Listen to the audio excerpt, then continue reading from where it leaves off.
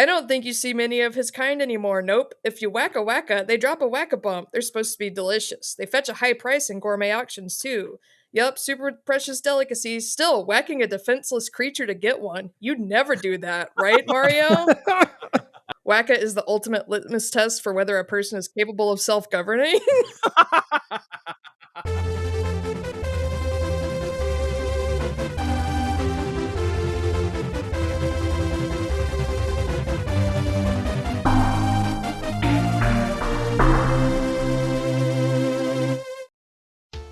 It's kind of like when you do a little bit too many eggs on French toast, where you're like, it's kind of just sugar, eggs, and bread, but that's not exactly bad either. Yeah. You dip it once, you flip it, and you're done.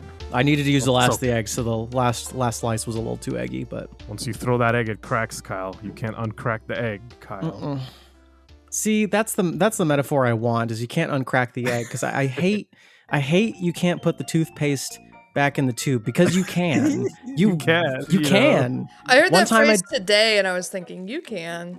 Yeah, one time I did that. It came out too fast on accident, so I got a syringe, a medical grade syringe, because I have them in my workshop, and I scooped it in the syringe, and then I put it back in the tube.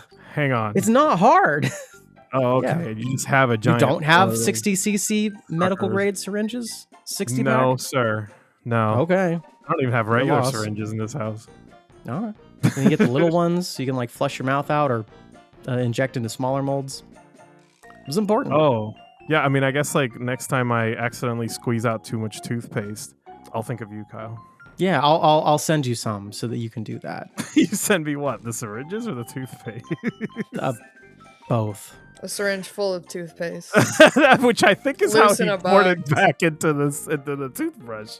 Yeah, really, actually, I shouldn't have done anything at that point. If it was in the syringe, I functionally just had a second tube of toothpaste. Put it right back in there. Oh, God.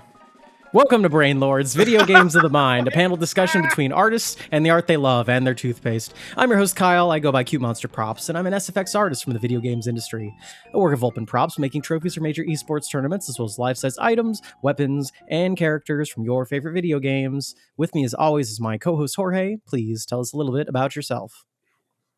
Hey, I'm Jorge, part-time co-host and full-time illustrator and graphic designer, and probably done with conventions forever. I am currently working with my friends at Fangamer, making video game merchandise and publishing your favorite indie games.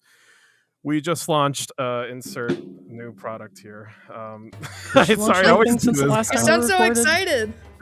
I forgot to write it down. I'm sorry. We just launched product.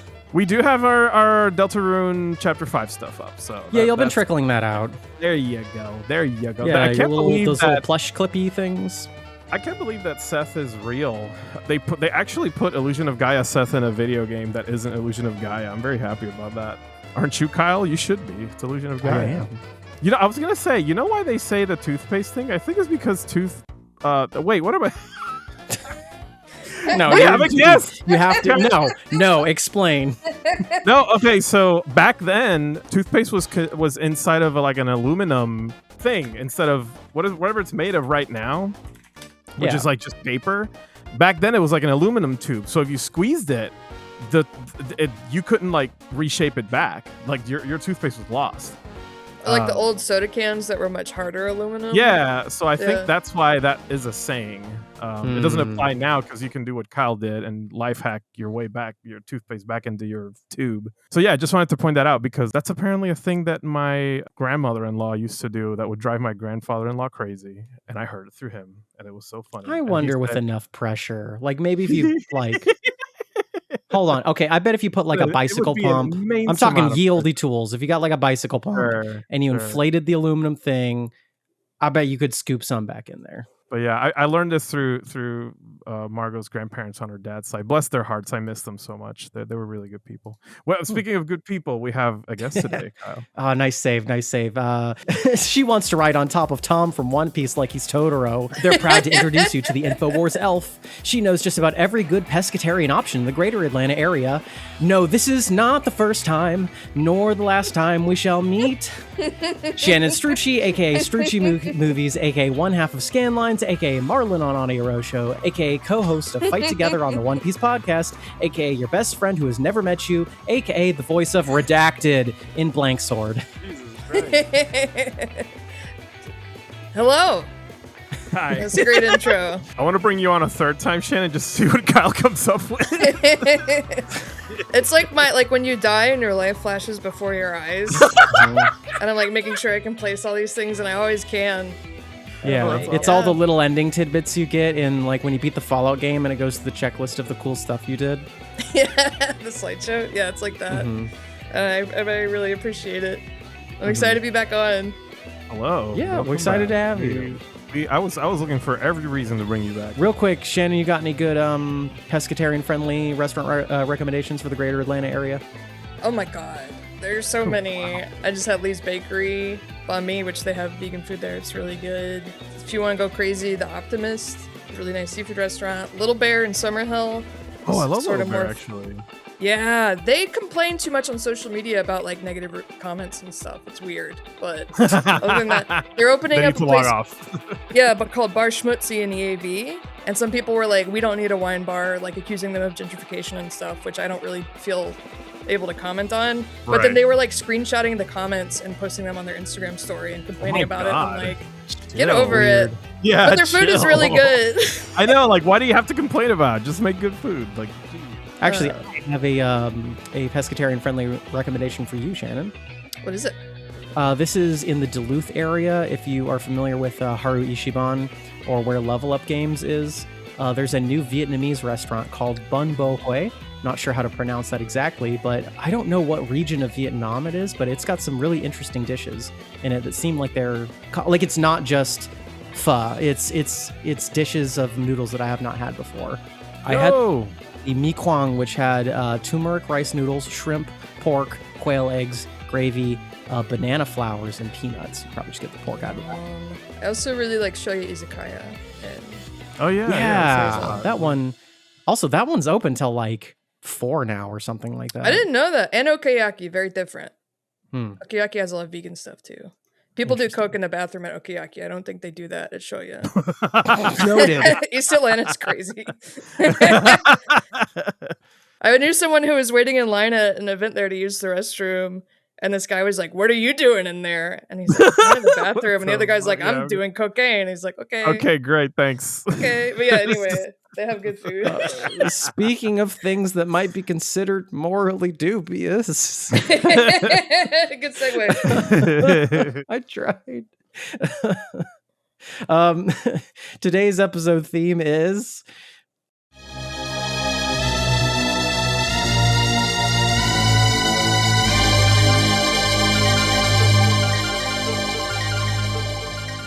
morally gray gaming. Listen, I'm still thinking about the cocaine restaurant thing. I have like 4 EAV cocaine stories. We don't have time for them right now, I don't think. But that's I would too love much. to hear I do them, not actually. I do not do. Oh my god. Okay, real fast. Give me just one. Give me just one. The best one is my brother had just had surgery, and we were like celebrating that he was recovering. And the only place open at that time was like Flatiron in EAV, which is kind of like a dive bar. We go there. Anyway, so it's my mom, my brother, and I. And my mom is like in her 60s. She's like a very southern woman. She goes to the bathroom, and she comes back, and she's really angry. And these 2 guys had been in the stall doing coke, hit her with the door accidentally on the way out, like hit her in the chest. She's taken aback. He sees her and he's like, "I'm sorry, ma'am. We were building a Lego set in there," and then like runs away. What the fuck? And then she was telling me that story, and I was like, "I'm sorry, that's really funny." So just like be prepared. There are a lot of great places in the Argosy bathroom on Halloween too, and Argosy's a nicer place. Yeah. Anyway. Well, thank you. Noted. All right, please, Kyle, go on. I'm so sorry. I would have asked what Lego set. Anyways, back to my intro. It's 2007, and I just saved an orphan girl in the hot new AAA video game. My options are as follows. Give her a cookie for the canonical good ending where she's my best friend, or rip out most of her intestines for 100 evil points and a cool black and red color scheme. God, video games really are the best at storytelling. Games writing still has struggled to catch up with the nuances that have been pushed in other mediums, but our favorite games that give us so many good reasons to be bad are maybe just a bit less obvious about it.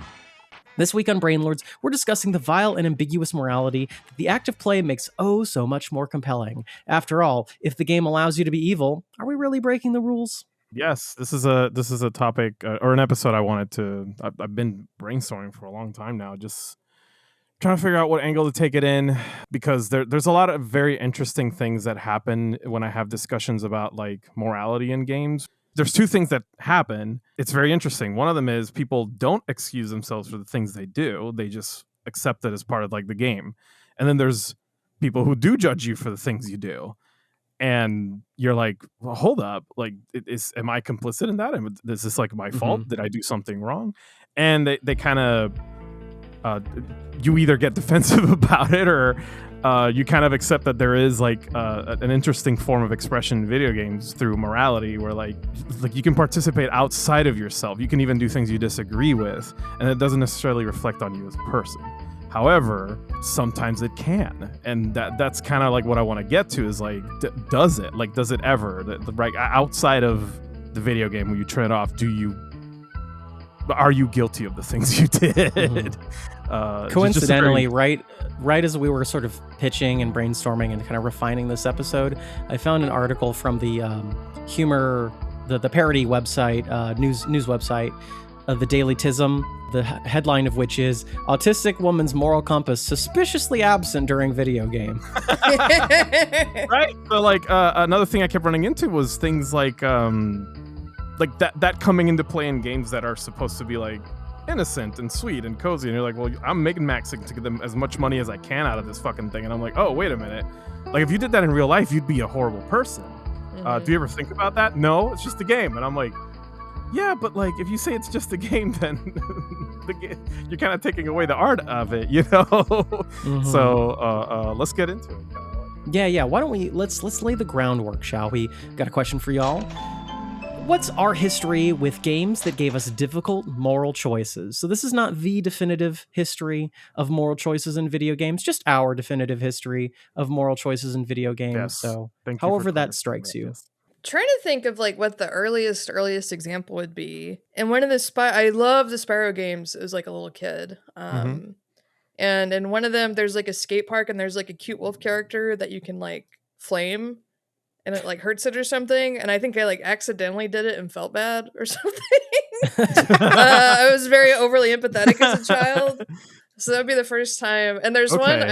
This is also from probably early mid 2000s, and the one weirdly I took the most notes on is that in Paper Mario and the Thousand-Year Door, and in some other Paper Mario games, there's a creature called a Whacka that is like it looks like a cute little seal Diglett.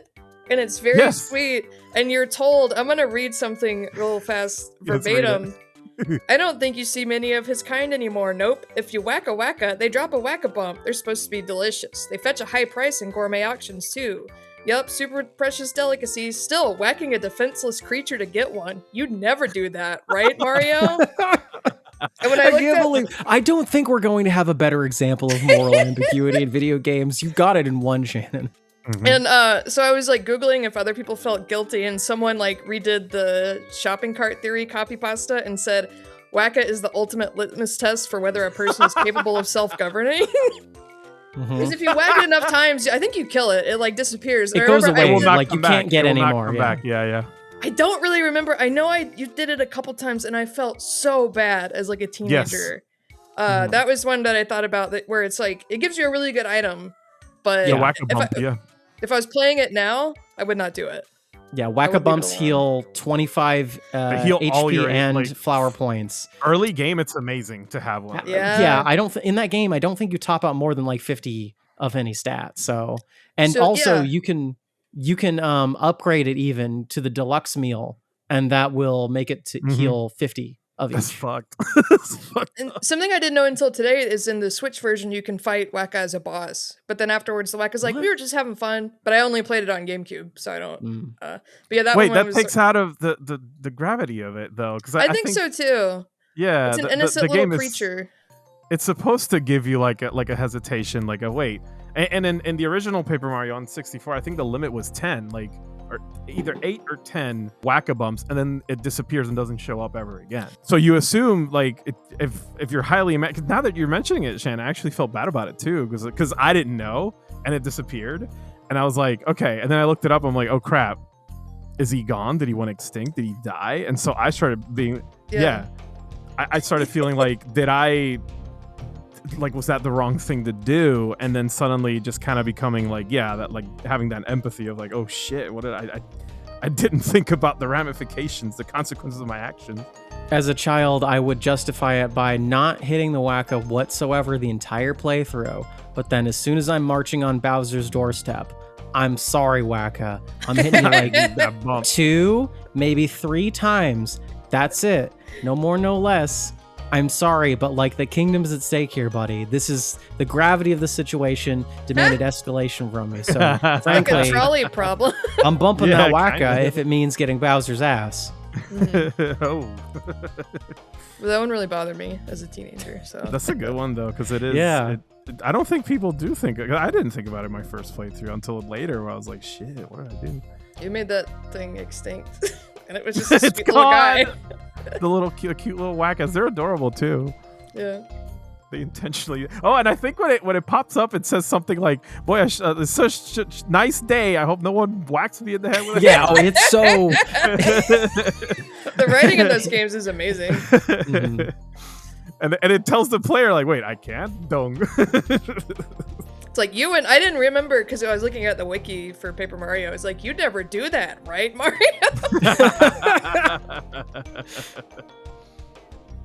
But yeah, do you have any more examples, or is that the?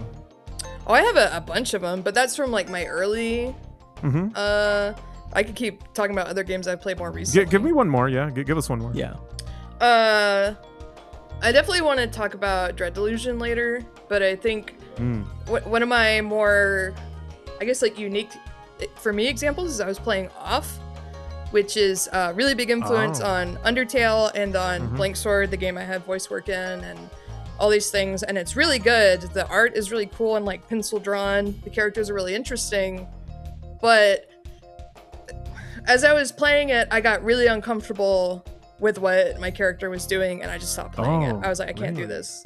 I don't really want to spoil the game, but like there are certain things that you make choices in Undertale where you're like, oh, I shouldn't be doing this, whereas in Off, it's like, oh, what I'm doing, I can't proceed without doing stuff that makes me feel really bad. And I also really like the cat jut. I think I know what scene you're talking about actually in Off, but I won't say anything. Sorry. But it was just like as I was going along, and then revisiting places I had already like cleared. I felt really bad, and then like I really liked the character of Judge, and I felt like I was portraying Judge, and I was like, which is a cat with giant teeth. So I wanted to beat the game, but I was like, I just don't like the way this is making me feel at all. It gets really dark, yeah. So it's like, I did finish it. It's very dark.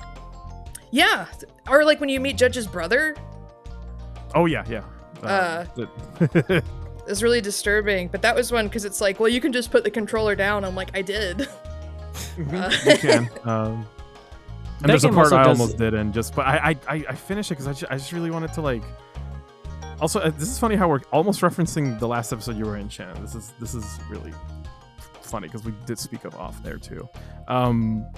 But yeah, there's so many points in that game where like you when it clicks that what you're actually doing throughout the whole thing, it gives you like a moment to even think about, and you're like, well, shit, like.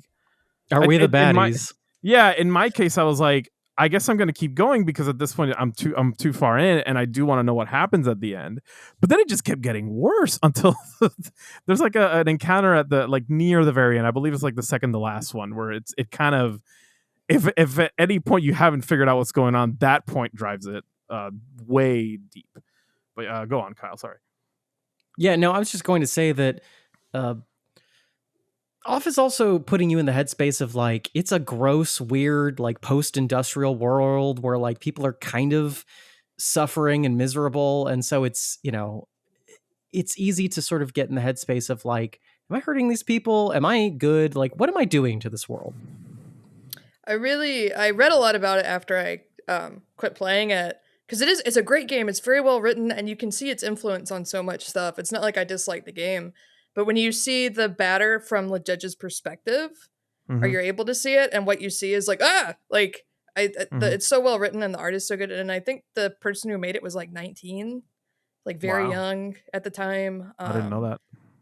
I think, or like 20 or something. It's really cool. But yeah, that was one where it just made me feel not like quite like sick to my stomach or something, but just the act of playing it, I was like, ugh, I'm gonna play something else. I'm gonna go play Earthbound.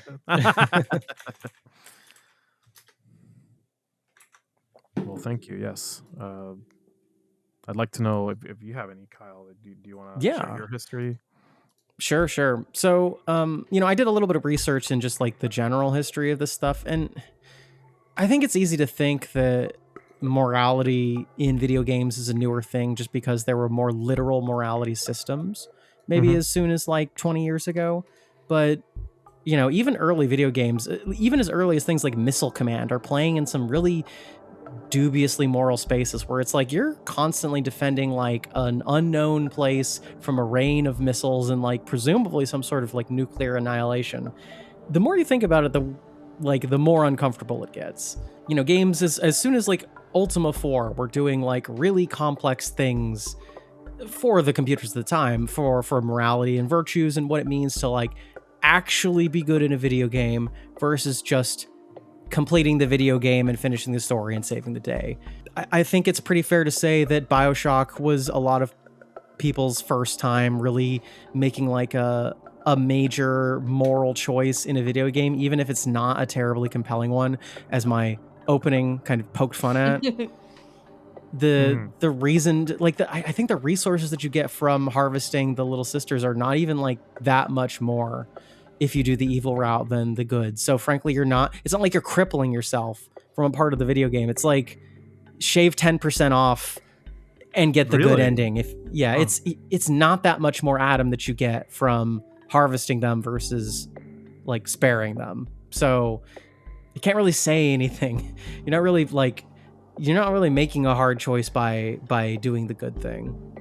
What about one that you played? Like, what's one that you remember like gave you like a kind of a moral pause? So even just a couple years after that, actually, poignant because I think it's an anniversary for it pretty recently. But Bastion is a game where you don't get a lot of points of interaction with the plot, but there's two key moments where you're making sort of yes or no decisions, more or less, on whether or not to save someone at the risk of your own life, and whether or not, once you understand the nature of the Bastion, you wish to preserve it and move forward, or maybe scrap it and kind of take whatever chance you've got with nothing. So it presents a moral quandary that's a lot more interesting than just like good or evil. It's like, do I forgive this person or do I not? And what does that mean to forgive this person? Do I take this item that like use this place that is like a potentially dangerous weapon and go forward knowing that it could be abused again? Or do I just scrap the whole thing and just say like, you know what, whatever comes of us, nature will decide. So it was much less about good or evil and more about like actually making a real choice based on knowledge of the plot. And it was an early game where like I remember asking a person what they chose, and it was an interesting discussion. It was, I think, not the first time, but like it definitely, like the Whacka's bump of yore, it was an early time where I was really thinking about like, well, what's the right choice? Because there's not a good ending. There's one that's maybe a little bit more peaceful. The ultimate decision that you make on like preserving the Bastion or not is you can make a compelling argument for either one based off of the ambiguity of the plot. And I think it's all the stronger for not just outright explaining it. So after Bastion, I think there were a lot of indie games of that era that were really starting to play with more dubious topics, like more morally gray, more ambiguous, not necessarily just choosing a specific ending based off of a very specific action. So Hotline Miami, you play a really morally reprehensible person, but you also just cannot really pin the reasons why they're doing what they're doing. I think it's a more effective commentary on video game violence than games of that era like Spec Ops: The Line. And I think, I became more infatuated with like these smaller games that were playing in more interesting spaces, that were not about binary choices, but were more about exploring like, this war of mine shows the complications in like a post-war, like a nation under siege, of people just like citizens trying to survive. And then of course Undertale comes out and it's starting to play in that space. Disco Elysium comes out and it's really, really rich with choices. So yeah, it was like these smaller games that could afford to make more choices on what it was trying to say, rather than strict, good or bad endings, let's say. Because a lot of games of that era were maybe letting you play in that space of being the villain, or trying to do something other than the traditional like hero story. So that's my my era of morality in video games. Jorge, what about you? Final Fantasy IV, when Edge finds out that his parents got turned into monsters, it kind of plays as a boss fight, and the whole time he's like kind of begging them to like recognize him, like, it's me, your son, what are you doing? I remember back then that was like really fucking with me, like that I had to fight a monster that I shouldn't kill, because I'm like, but those are his parents, like even if they're monster sprites, like, are there. And then the game made it even worse, because in the middle of the fight they do kind of like go back to reason. Their sprites just change color slightly, and then the music changes to sadness, but you're still in the battle screen and your ATV is still moving, and his parents are going like, Edge, we love you, our son. And I'm like, I don't want to fight. Like, this is really fucked up, and it was really messing with me. I'm like, I shouldn't push buttons. Like I like, if I push a button, like, I'm gonna attack them, and I don't want to do that. And then eventually, like, if you don't do anything, they will still die, like, or perish on screen as though a monster is being defeated.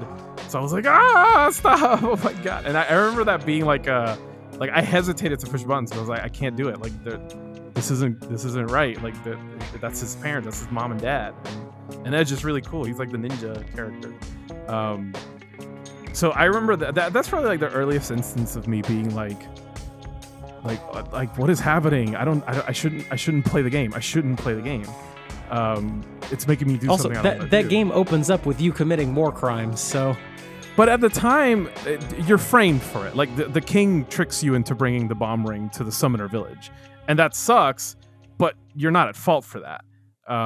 So even my 7-year-old brain processed that as a mistake. Like, oh, Cecil and Kane didn't know.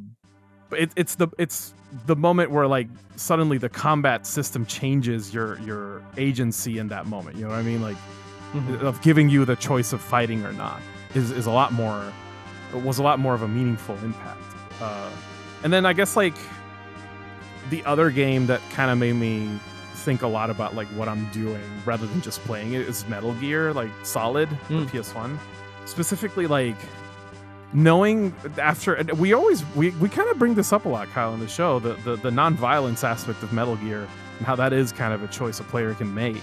And when I found out that was the case, I was like, actually, I don't want to kill anybody. Because I was still I wasn't jaded enough yet with video games where I actually avoided killing things if I could. If blood came out of something, I didn't want to do that. So Metal Gear was a really difficult game to play at first. And as soon as I found out, you can just knock them out or use the tranquilizers, I was like, that's it. That's all I'm doing. Like, I don't want to kill anybody unless I'm being forced to, like, in a boss fight. And that comes to a head in another Kojima game called, well, this one's produced, not directed, but it was Zone of the Enders, if you ever played that one. There's a mission, there are at least 2 or 3 missions in that game where you have to protect residential areas from frame attacks. And at the end of each stage, it'll give you a percentage of how many people survived. And I didn't want to finish any stage unless it said 100%. And it made the game so much harder just because I didn't want anyone to die. And you know what's really fucked up? I accidentally grabbed one of the enemy frames, spun it around, which is really fun to do in the game, actually. If you spin an enemy around and toss them, but I didn't realize I tossed them into a building, and the building collapsed.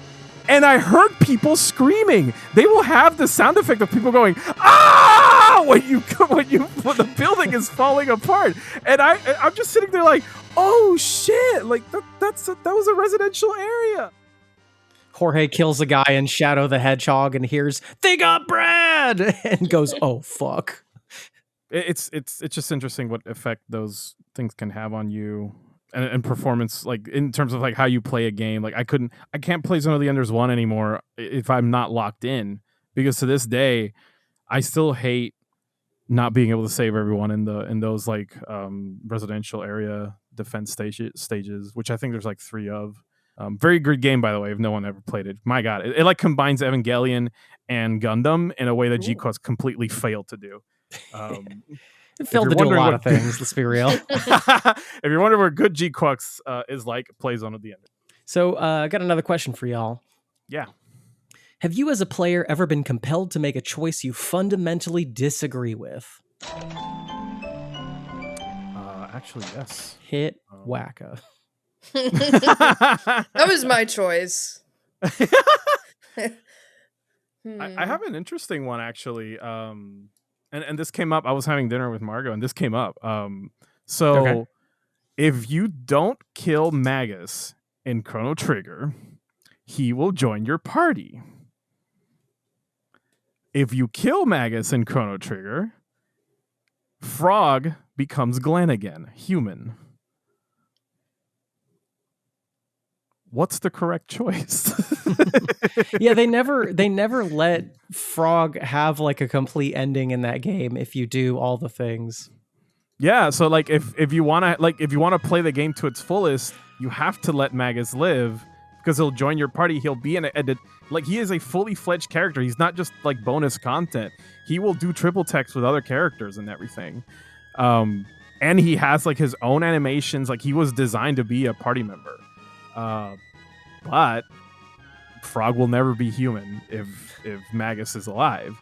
In fact, there's no scene in that game where Frog is like, "Hey, we cool, man." Yeah, well, no, there's no scene in that game where Frog is looking at Chrono like, "What the fuck? What's he doing here?" Because here's the thing: Magus won't join you if Frog is in your party. You have to you not only have to like not kill him, you have to make a conscious decision to not bring Frog to that conflict. It's messed up. But guess what? I want Magus at my party because he's cool as shit. I'm sorry, Frog. So yeah, morally, I would like if I was real life, if IRL I was Chrono Trigger. You're right. Morally, it's kind of the wrong thing to do. It is the wrong thing to do. Yes, if he's not going to fix Frog. Like after all the fucking shit he did, and I understand like Magus is kind of a sympathetic character when you learn about Shala and like his role in the grander scheme, but you've been with Frog longer than him. You understand Frog is like going through his own fucking shit too, and you want nothing but the best for him. You would side with Frog. You'd be like, "No, buddy, I will free you from this curse. Let's go beat his ass." But then me, the player, I'm like, okay, but he can triple tech with Luca and Marl, and that's sick. Why would I not do that? Also, any of you ever played Fuga? Melodies of Steel, I think it's called. Not. Absolutely not.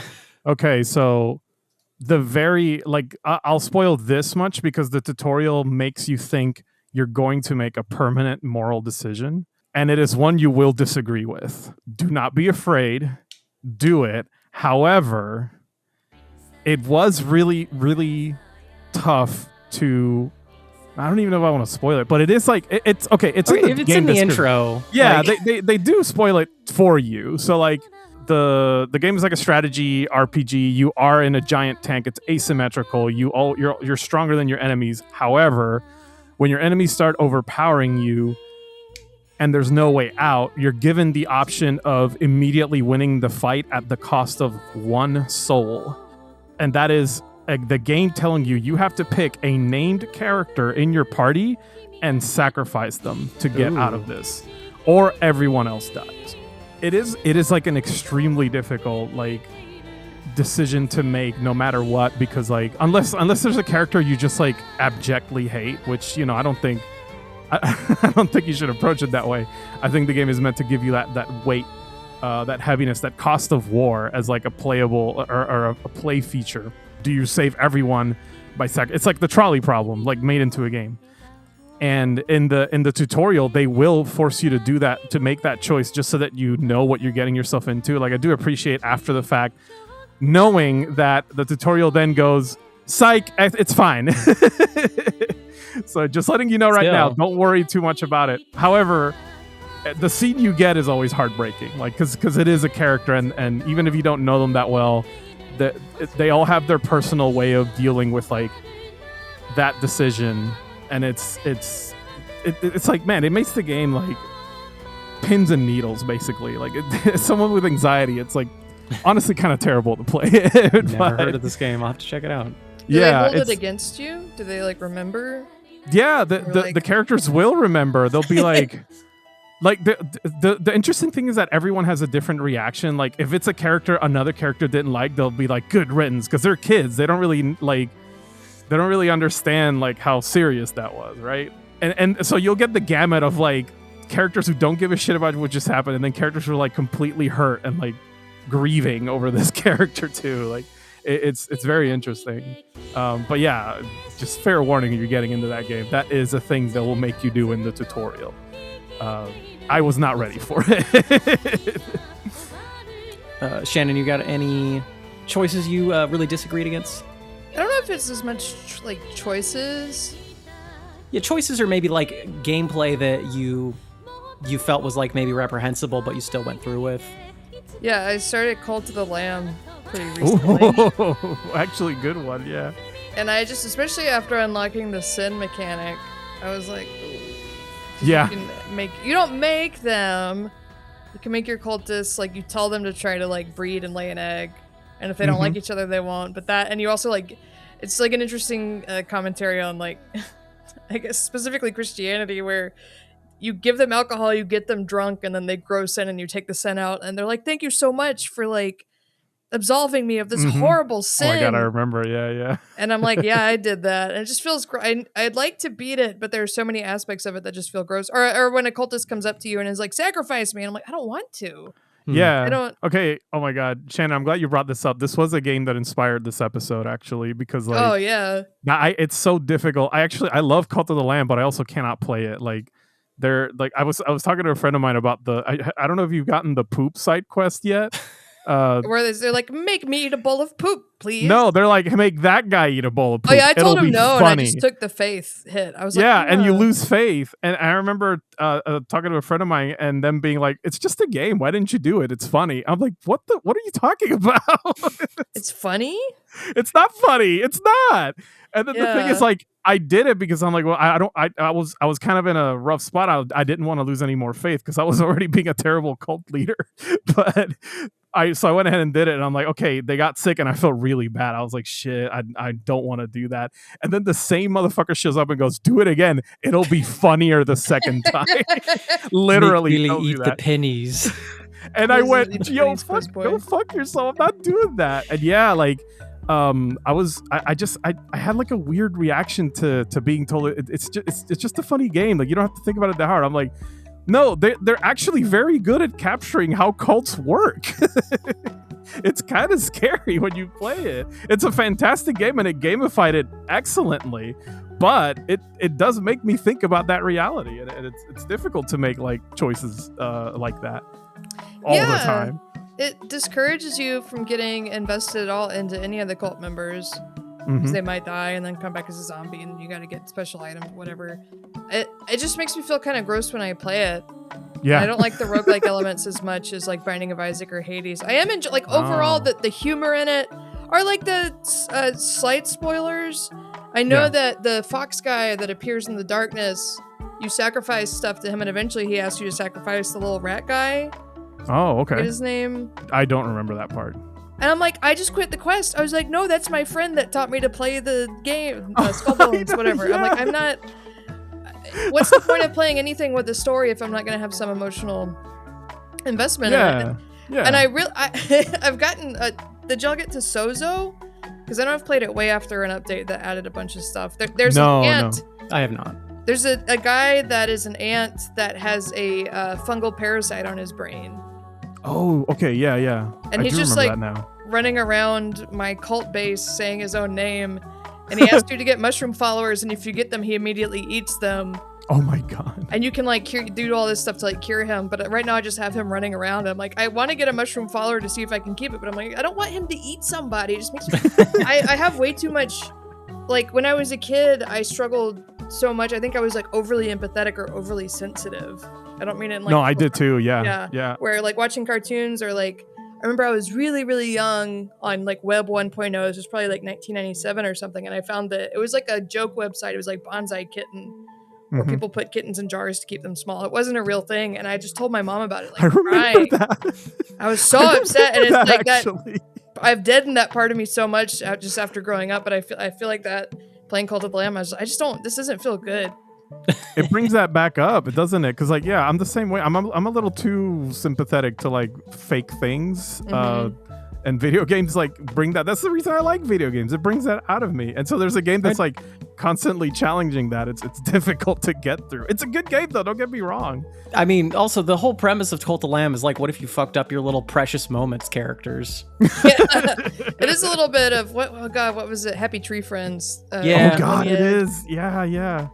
This game, okay, and then the really messed up part about this game too is that like it does bring out the cult leader in me sometimes because okay, let me tell you something that I was like, wow, did I really just do that? My first follower died. I got so heartbroken because I was thinking like you. I'm like, wait, this is the one that taught me how to like do my crops and like build stuff, and I got so upset that I resurrected her. And then to ensure that she would stay, I married her. And when I was done with that, I was like, hold up. I just did the most fucking cult leader shit you could think of. And the best part, and this is where the game shines, in my opinion. The best part is that like when I resurrected her, everyone was horrified and I lost faith. Yeah, they're like, They were like, what the fuck are you doing?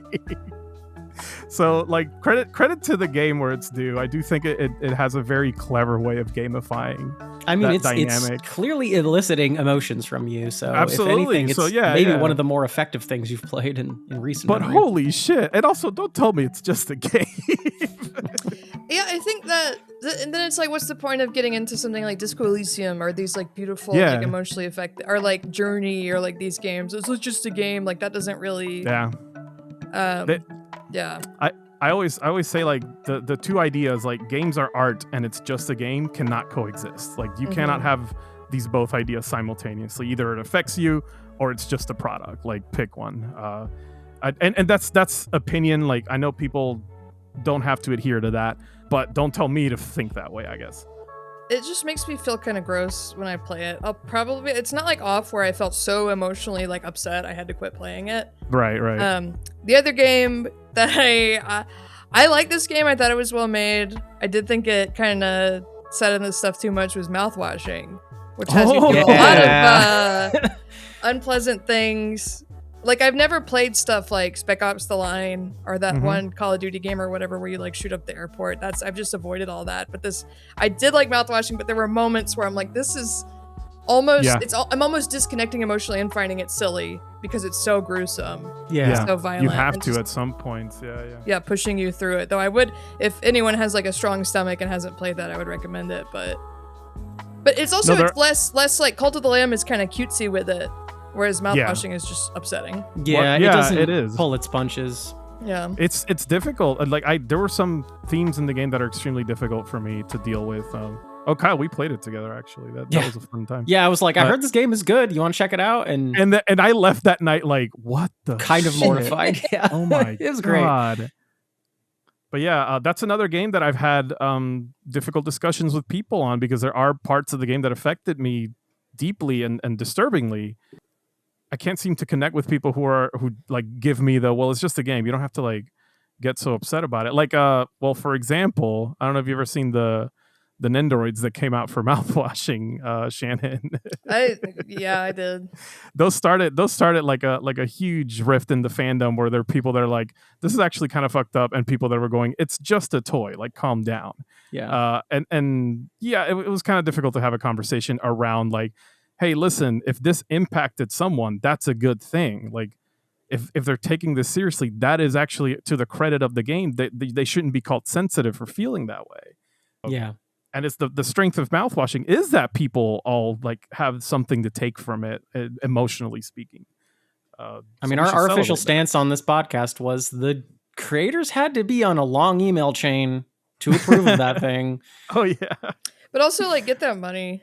Honestly, to me, that's everything with like AI and data collection and like the ways that people are like laying people off. If that's the worst thing that happened, I don't know anything about that studio. I think there was like some controversy recently, maybe with like the publisher or something, mistreating female employees, but like specifically with mouthwashing. That is the publisher over them. So yeah, it's not the developers. But like I agree that I would never want to buy something like that or own it. I think it's cringy. Me neither. Kind of devaluing it, but as far as like all the things that could happen, I would never hold that again. Like, yeah, sure. it's just not for me. Like, I think it's kind of cute looking. I like Anya, but I'm not about to buy that. But yeah, the devs are cool.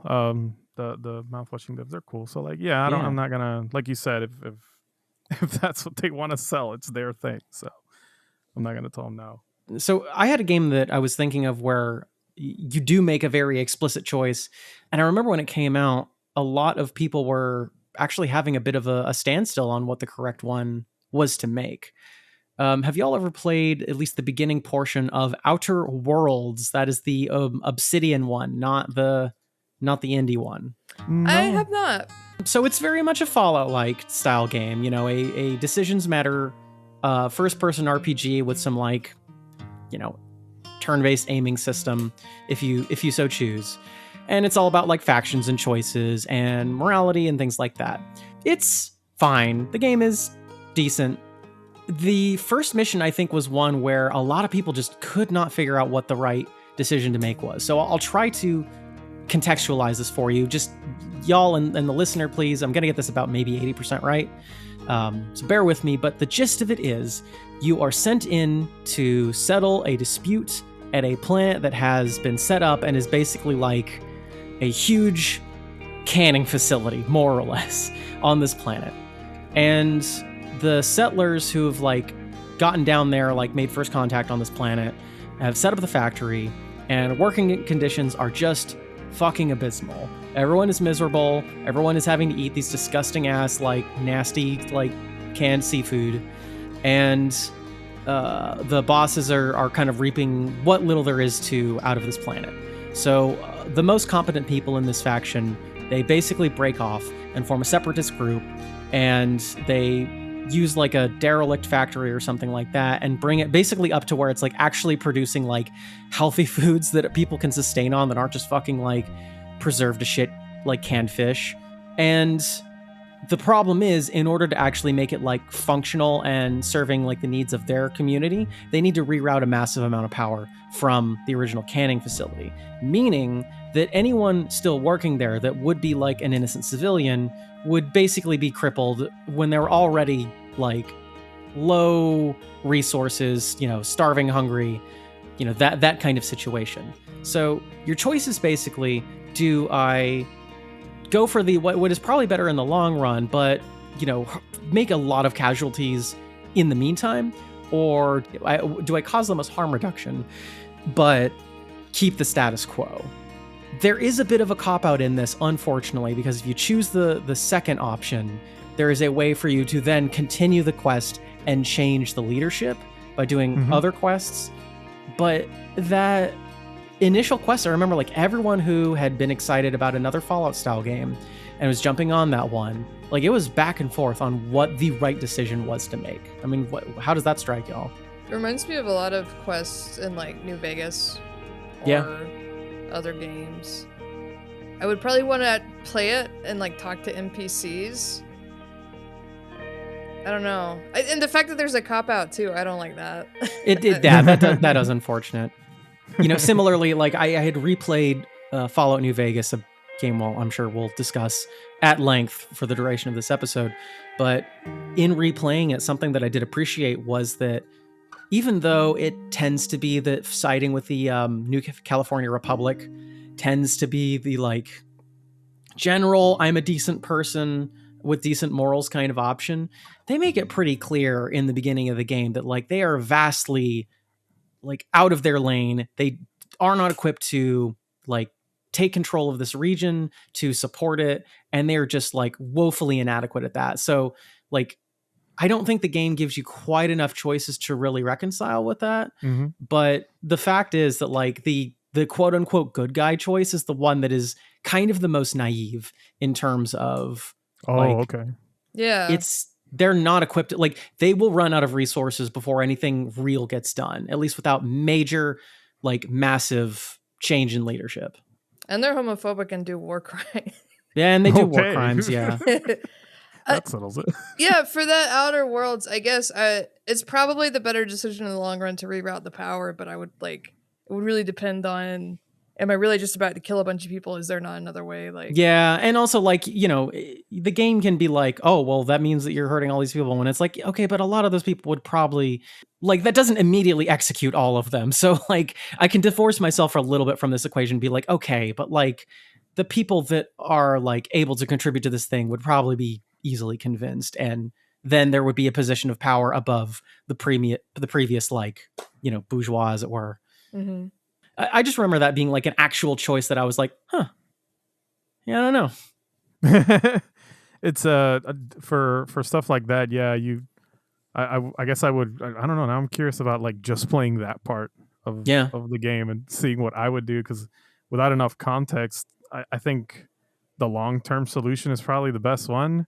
If you can like ideate, or if does the game let you see the end result of that? Is that like, I mean, people will like basically just be mad at you at like the main factory town. Okay. So you don't really get to see much though, beyond that. because like that's cool, because like I think it is important to have that approach to like the idealist option, where it's like you will see the consequences no matter how altruist you believe you are. People won't side with you in everything you do. And even though it is limited by it being a video game with like just a certain amount of writing in it, it's probably a little bit more realistic to be like, well, you know, but in real life, like there are probably some hard choices we need to make about the level of consumption that we do on a day-to-day basis that like, yeah, it would probably suck ass for a little bit, but also we wouldn't all fucking die. So maybe there'd be that. If only we could think of that that way more. And there are a lot of games too where it's not you making necessarily a moral choice in the sense of a like this or that kind of choice. It's more of a like, a lot of games let you treat its characters as objects, you know, kind of like you were saying with Cult of the Lamb. Mm-hmm. I'm thinking of things like Darkest Dungeon, This War of Mine, and a favorite of mine, Don't Starve. Fear and Hunger. Oh, okay. Yeah, and in a lot of those games, sorry, yeah, I do love Don't Starve. It's pretty good. Oh, okay. Yeah, it's fun. I put hours in that. But in a lot of those games, like to pick one for example, Darkest Dungeon. As you before you go on, like didn't Shan, do you have something to say? Oh, I was gonna say real quick. Speaking of stuff like New Vegas, what is really good at showcasing that I think is true of real life and not true of most video games that try to handle this is that, let's say like I mostly don't eat meat, but like there are a lot of reasons, like cultural reasons to eat meat. Some people live in food deserts, some people this or that. Like there'll be like people who have like disabilities or like food intolerances where they and people want to pretend like, oh, you're evil if you ever eat the flesh of an animal or something. It's like, no, there are people with like valid issues that are just going to end up opposing each other, and that's just life. It sucks. It's not very nice. It's not like you don't feel like a good person at the end of it. But I feel like later on I want to talk about Dread Delusion. I think New Vegas is good with that. I think Disco Elysium is also good with it.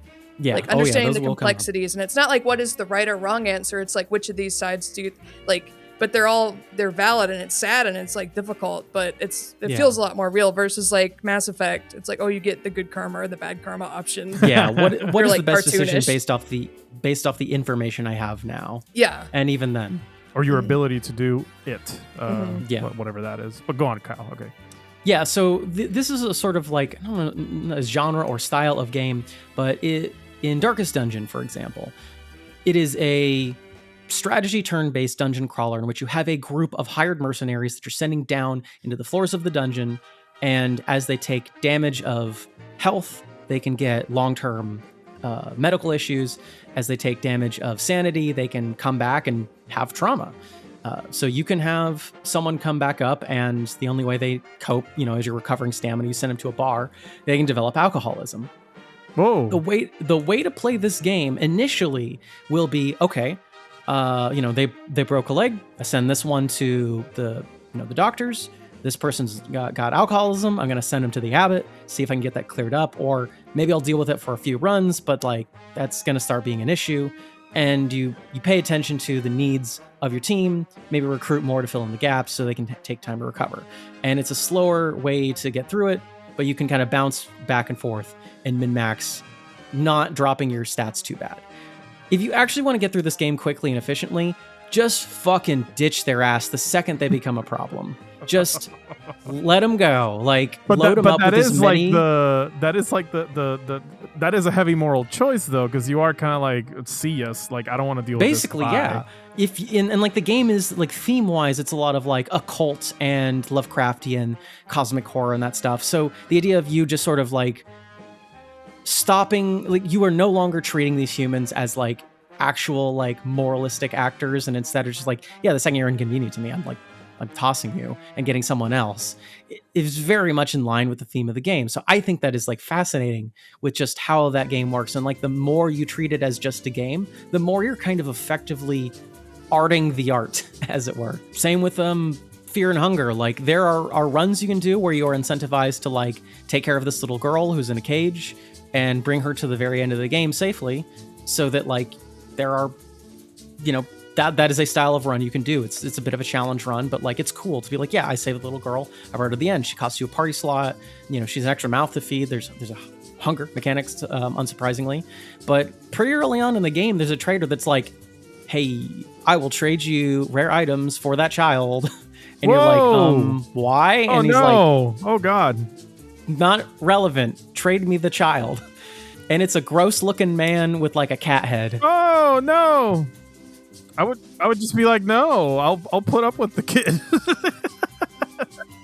Is there a better fate for the child? I mean, yeah, it's bringing her along with, and like it just makes it all the harder to do something like that. Of course, And yeah. That is the tough moral choice. But like, I think the beauty of it is if you're not doing that run where it's like, oh, well, I need to do like, if I bring the girl along, it only makes like these types of bosses available. So if I want to do the other run where I fight this kind of boss with this character, it means that I need to deck out this party this way. So there's no reason to bring the girl. So you can either just leave her to rot in the cell and just not think about it, or you do have that nagging, well, it's like, well, look, like I'm gonna get the next party member in the mines, meaning the second I get to like this character to trade the little girl is the part where I'd get the next party member. Oh my God. So like there's always going to be that nagging inclination of like, dog, these are just numbers. Like if you want to beat the game with Lagarde instead of the little girl, then you can just trade the little girl. The game is not going to tell you you're a bad person or not for doing it. It is a bunch of numbers and flags. Trade the little girl if you want the claymore, you coward. Oh my God. I said you'll just know you're a bad person. Exactly. But it's you that's got to tell you that. And I think that's great. The system is built in. How do I think real fast on like streams or like within the culture of the game, how do people react to when they're watching someone play the game, let's say, and what choice do they like blame someone? Is it like a meme? I was just like, hard to say exactly, but I think people are pretty clear of the gravity of the situation, or like leaning into like how macabre it really is. So it's not like people are that cavalier with it or are like purposely cruel. It's like, yeah, it's kind of awful and like, haha, this is just that kind of game. Sorry. There is something I want to mention about that later, but yeah, it does feel like there probably is a second or third playthrough where you would be like, you know what, I just want to min-max, and the game is like, oh, so you want to be a gamer, then go ahead. Yeah. And it's easier if you abandon your moral values. Of course it is. Same with life. Yeah, but I mean that is Yeah, exactly. So it's a good reflection of like the challenges you face as like trying to live a life according to your own ideals. Yeah, and maybe that's kind of the root of this question. Is there are so many more interesting moral choices you make without literally making a choice in a game because you're playing it. And I think that is really cool. But for right now, why don't we take a quick break with a segment I call Game Ratings.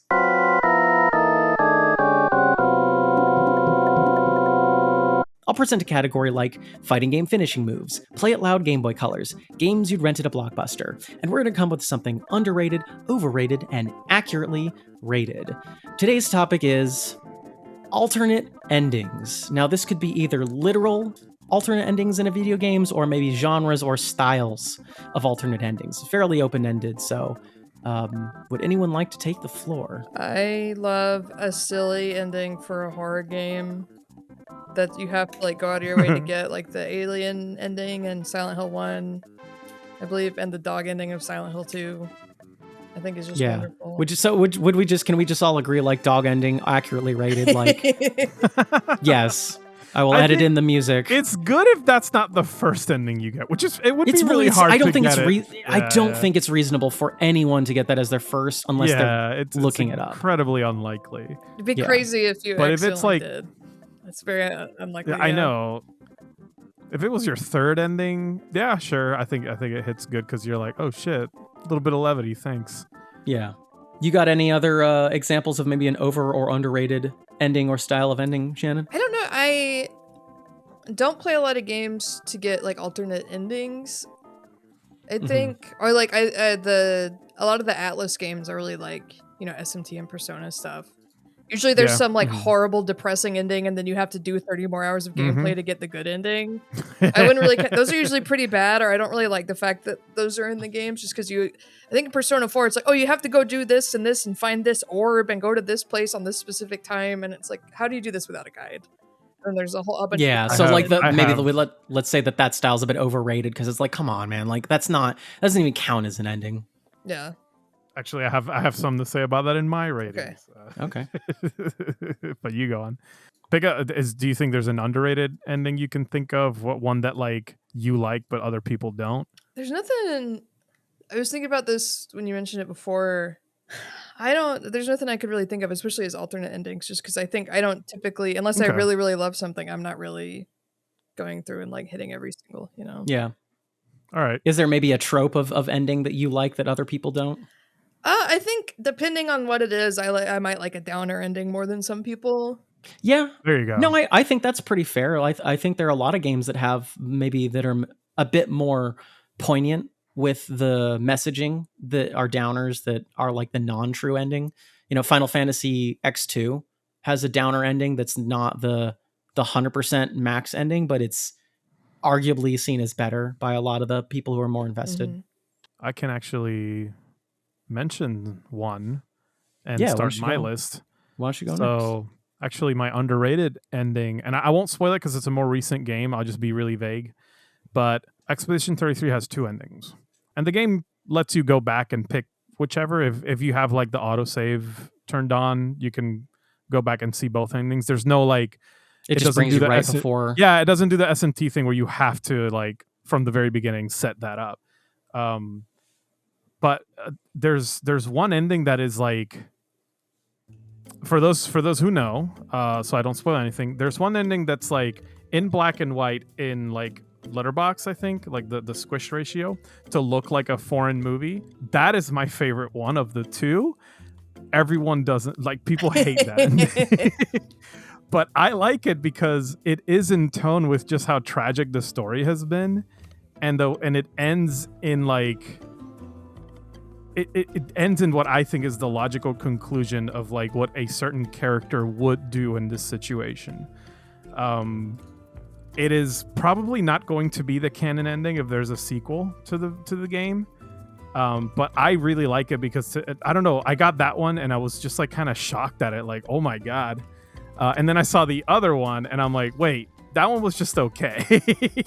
So I don't know. I also prefer a bit of a maybe not downer, but I would say a bit of an ending that challenges you. Like, That's a good way to put it. That kind of doesn't, it doesn't give you just like, it doesn't wrap everything in a neat bow and like, yep, it's all like everything's fine now. And in this case, if you need a hint, when you're about done with the game and it makes you pick a character, pick male, that is the ending I really liked. Like I said, don't worry, you can pick the other one later. I kind of had trouble picking an accurately rated ending because, like, again, I do have the things I look for like a game conclusion are like different than most people, but I do like how this will be a trope, Kyle. How about that? Sure. Like endings like the ending E in Drakengard, where like when you first play that game and you get that and the effort it takes to get that, and you're just given this like banana bonkers ending and you're like, what the fuck am I supposed to do with this? You like, I don't know, like no one thought that ending was going to lead to another game, and that's what's cool about it. Yeah, like, it's functionally the joke ending taken seriously of like, what happens when the joke ending is the canonical ending? But it was a joke ending, but it was also horrifying, you know? Yeah. Like it at first you're like, I can't believe what the hell is going on, and then you're like, more, oh wait, it's they're more dead. Of like vaguely the everyone dies ending, and then Yoko Tara's like, actually. And then years later, we got a new game, and they're like, oh, actually, by the way, this started from that ending that no one liked. And I'm like, what the fuck? Okay. And then just like realizing, I kind of wish I was there for that. You know what I mean? Like, yeah. It would have been great to have been like, wait, this is a sequel to Drakengard? What the fuck? Yeah. And that would have been awesome. And then for overrated, I actually picked Shin Megami Tensei 5 because the true neutral ending for SMT 5, it's not overrated in that like people like it. It's overrated in that like the amount of effort you have to go through just to get it's not worth it. It's disproportional to what you get, because maybe this is because I'm coming from like SMT 4, which I actually really like the neutral ending in SMT 4 because number one, it is a pain in the ass to get, but it extends the game. It does give you like an extra chapter that adds a lot of context to what's going on, and I think that's awesome.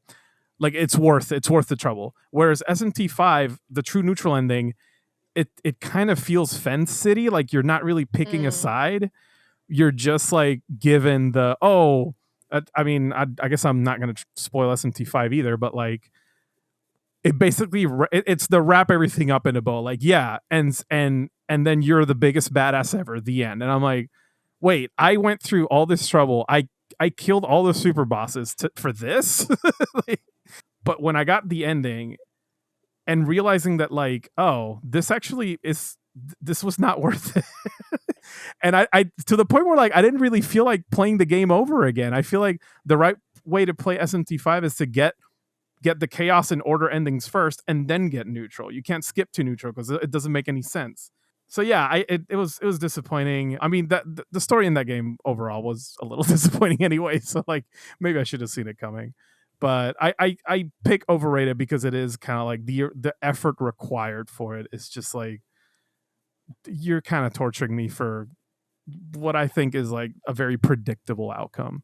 Gotcha. Well, I will get to mine then if that's all right. Yeah, go ahead. I'll start with my overrated, which is Catherine Full Frontal. Okay, go on. At this section. So, I know, right? I mean, those games do be having endings. So, Catherine Full Frontal is I actually never played. That's the updated one, right? It's the updated one, and it adds a new romantic route. It adds a new Catherine. A petite pink-haired girl named Rin. In the year that it came out, I think it is clumsy, especially for like a Japanese game. Was clumsy. Yeah, a Japanese game dealing with like some pretty serious adult topics, but it's pretty commendable, especially with how it handles like a trans character who's like pretty beloved and overall is like done well for the era, given everything. I may not be the best new version, in the original version. Oh, really? I mean, in that like it was a more nuanced take on having that sort of representation than many games would ever even try. So even clumsily, it was still more nuanced and interesting than a lot of games. It's a little too clumsy for me, but go on. So Rin, I think, is maybe doubling down on that because it plays a lot in some of those like trans tropes of like, what's up her dress, and like It always boils down to that. Yeah, because rather than being some sort of like succubus or something, or you know, something tied to like the occult, she's like an alien, and it's also just not interesting because it's just not dealing with like, it's kind of Vincent just saying like fuck it to both sides, and which is also like, I'm not saying it's like an objectionably bad ending, but I just think it's doing too little, too clumsily for anything. It's novel, but I don't know. It's not for me. I think it's overrated. The base game was not for me. I haven't played it.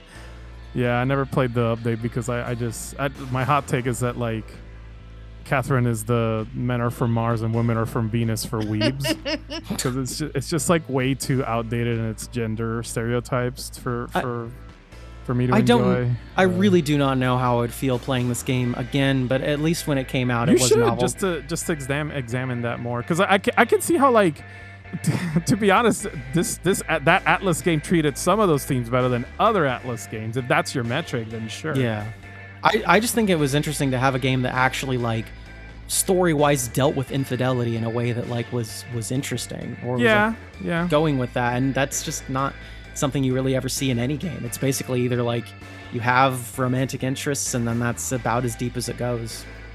To be fair to it too, it's a cool game. Like when you're playing it, you played a bunch and then you try to go to sleep and your brain's just like edge. That giant like you're doing like Shannon, you do like these Tetris moves, and so like it totally hit me. Like when I fall down, like I go to sleep, I'll be thinking of like, if I move that one this way and that, it'll fall this way. And even though I'm solving a puzzle that doesn't exist, but it's just like just has that kind of hold on you. The Catherine effect. So that's my overrated. My underrated is the Stanley Parable Ultra Deluxe. Ooh. Speaking of keep that one vague. Oh no, I'm not going to say too much more. I just think that like, you know, obviously the premise of Stanley Parable is it's choosing paths and kind of playing with what it means to make choices in games. And I was not sure how well it was going to like add more content, as it were, to like this game. Like, what does that even mean? Is it just a couple of new routes? But it actually like yes ands that in a way that's really interesting. It's very retrospective about like coming back to the game and like looking backwards in ways that are really that's like neat.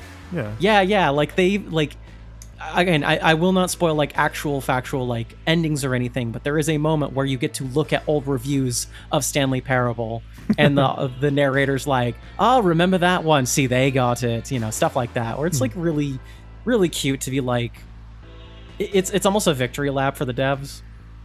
That's great. Nice. And there's like even more still beyond that, where it's like you need to like go through all of those and then turn the game off and on again, which if you're playing on Switch, you actually have to shut the game out. I didn't get it for the longest time because I just put it in sleep mode. But yeah, it's just really endearing stuff that they're able to do with that. So it's underrated, and like I think we should be talking about it more. But finally, my accurately rated ending is Nier Automata, specifically the very, very, very final ending. And without saying, with the music, yes, the song. What do you mean with the music? The whole game's with the music. I know, but the ending has that song. Yes, Weight of the World, I believe. One. Yeah, there you go. Okay, yeah, that's all you need to say. Now I know which one you're talking about. So I will say nothing of the actual plot out of courtesy for the listener, but in playing like through all of the endings of the game, you are forced to make a choice, which may permanently impact the data in your save game. Ooh. And you don't have to make that choice if you don't want to. But if you do, when you're doing the ending, which is very, very difficult, you can get help from other players that have chosen to do that. So basically, like, are you willing to take one for the team of like, do something that is maybe frustrating or hurtful, quote unquote, to yourself, go through a hardship of, you know, if you will, in order to make it so that other people playing this game will not have to endure that. Like, we're kind of all on the same page. Yep. That's phenomenal. It's amazing. And it affects everyone very heavily. And almost everyone I know chooses to do that, except for my wife, who is too protective of her game. So throwing her under the fire. I actually will talk about that later, because there is kind of a morality to that. decision. I won't go into specifics until then. Sure, Yeah. sure. Well, that about sums it up for our alternate route through Brain Lords. But why don't we get back to the episode? Brain Lords, video games of the mind. Help! Help! Mario's back in a new adventure. He has new friends with special abilities. He has new enemies with funky attacks. But will he save the princess? Help! Find out in Paper Mario. Rated E for everyone.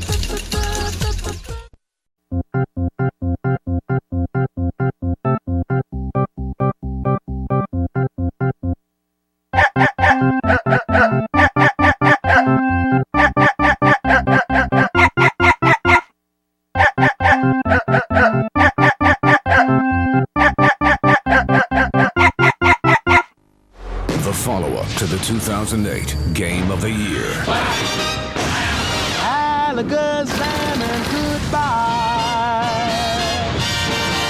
Fallout New Vegas, out now.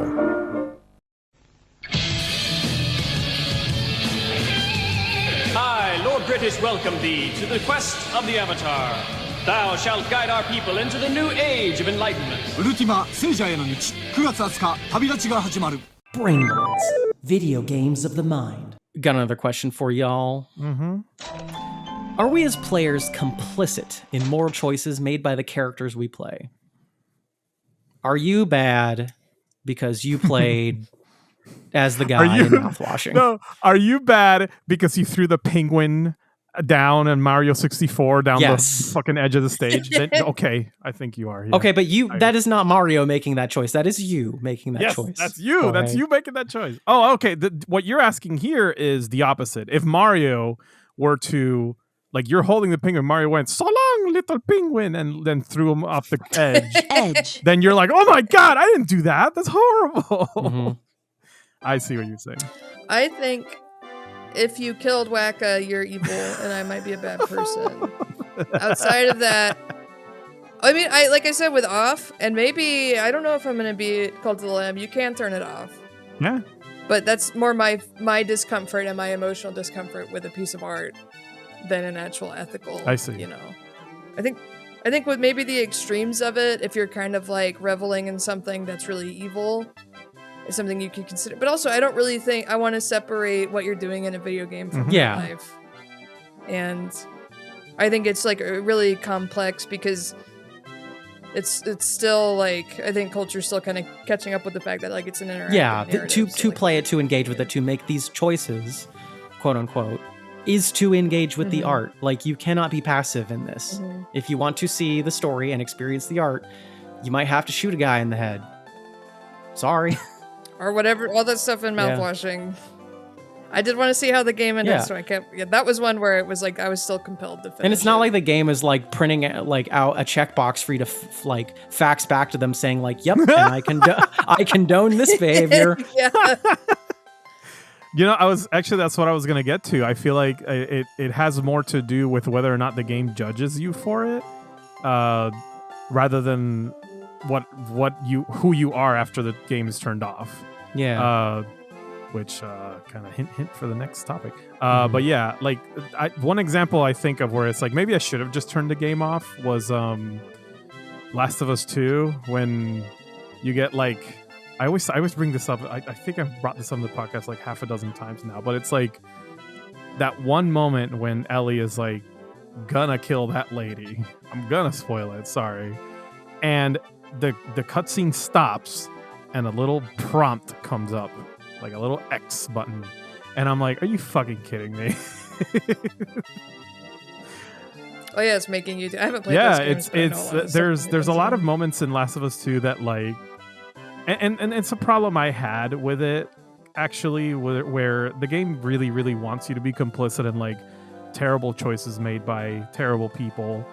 Out of survival, out of gray circumstance. Like, I understand what the thesis of it is, but I do also, the problem like is that later when I am being confronted with like, oh, you did that, you did that. Do you know you did that? I go, yes, I did. I don't understand what, like, am I supposed to feel bad right now? I was surviving.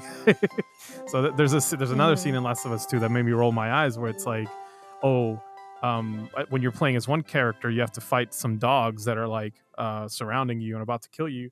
Later in the game, you see those dogs in cages from like the colony they're part of. And you're supposed to reflect on it and go, oh my God, they're just doggies. And I'm like, man, get out of here. Like, I know what you're doing. It's not working. Yeah. I feel like that makes me answer this question with a no, because it is the game kind of condemning you for something that you as a player have no other choice other than to turn the game off. And I don't think the game wants you to turn it off. I think that would be antithetical. Like, you're not engaging with the art anymore. But when you engage with the art wants to make you culpable of something. And I'm like, yeah, this feels like, and that kind of shit just doesn't have that effect on me, where I'm like, I'm not going to feel bad because like, in fact, I understand why a person who has no choice would do something like that. Sorry, Neil Druckmann, I've literally been attacked by a dog. It sucks ass. I wouldn't recommend it. I know. It's like, what am I supposed to think right now? So that's one example of like, I don't like when a game casts blame on the player, as opposed to like, there are examples where a game will cast blame on a player that I do like, where again, I'll be vague about it, but the ending in 1,000 Times Resist is a good example of this, where you are given several moral choices.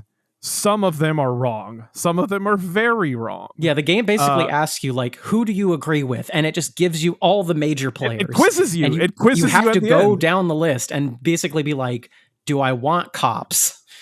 Basically. And like, I didn't want to spoil it, but like, there are like, it is quizzing you on like, based on the context you have learned and how like these characters have acted up until this point and the decisions made by everyone, what do you think is the right decision here? And there are wrong choices, so wrong that the game will just reset. I like that about it, because the game was a lesson and this is the quiz, the test. Yeah, you do have to engage with it up until the very end to understand what it's trying to say. And in that respect, I lean more on that. If you are going to condemn me for something, I lean more that direction. Yeah. Whereas like, you have no choice, I'm like, oh, come on, get out of here. Like, yes, I do. Turn off the game. But outside of basically being like, yeah, let's let the fascists survive, the game will let you kind of like forgive almost anyone. Well, also, I don't want to spoil it. I'm being very vague and broad here. Okay. Because I do want people to play the game and like make that choice for themselves. It's like, there are things that it teaches you about yourself, and that's something I do like about that too. And then there's games that don't judge you for anything you do, like Disco Elysium. Yeah. You could be a piece of shit. Well, okay. It does judge you. It's you say sorry enough, it makes fun of you. Like, it's paying attention, because that happened to me on my first playthrough. I got sorry crap, and I was like, oh no. Like Kim Kitsuragi will literally sit there judging you. But the game lets you keep playing regardless of what decision you make. Because that's the problem I have with Last of Us 2, is that there is only one way out of here, and it's and if you do it, you're bad. And I'm like, oh, shut the fuck up. So, but I do want to talk about Disco Elysium, but let me yes and your Last of Us for something I think that we both feel pretty strongly about, and that is Lisa, specifically Lisa the Painful. Lisa the Painful. Yeah, Lisa the Painful. You play as Brad, who is surviving in a post-apocalyptic, like Children of Men style scenario where no one can give birth anymore. Children of Men, Mad Max, like very it's all just machismo, making very pointed arguments about the dangers of that. And at one point, you are given an option to be merciful to someone who has basically just been an absolute thorn in your side, like almost literally the whole game.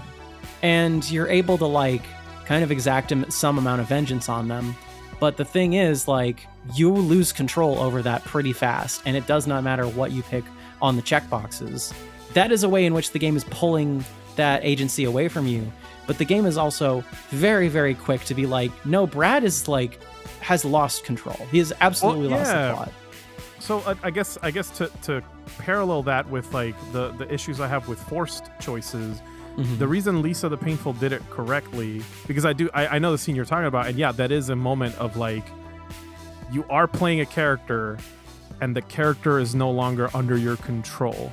I feel like that was brilliant because it is like a perfect analogy to like what anger is or what. Yeah, or it what, is like, making a statement about what it means to lose control. But anger based on like pain, based on misery, based on like your trauma is something that becomes its own monster that you cannot like. There's no button prompt for that. That's the other thing I liked about it. There is no button prompt.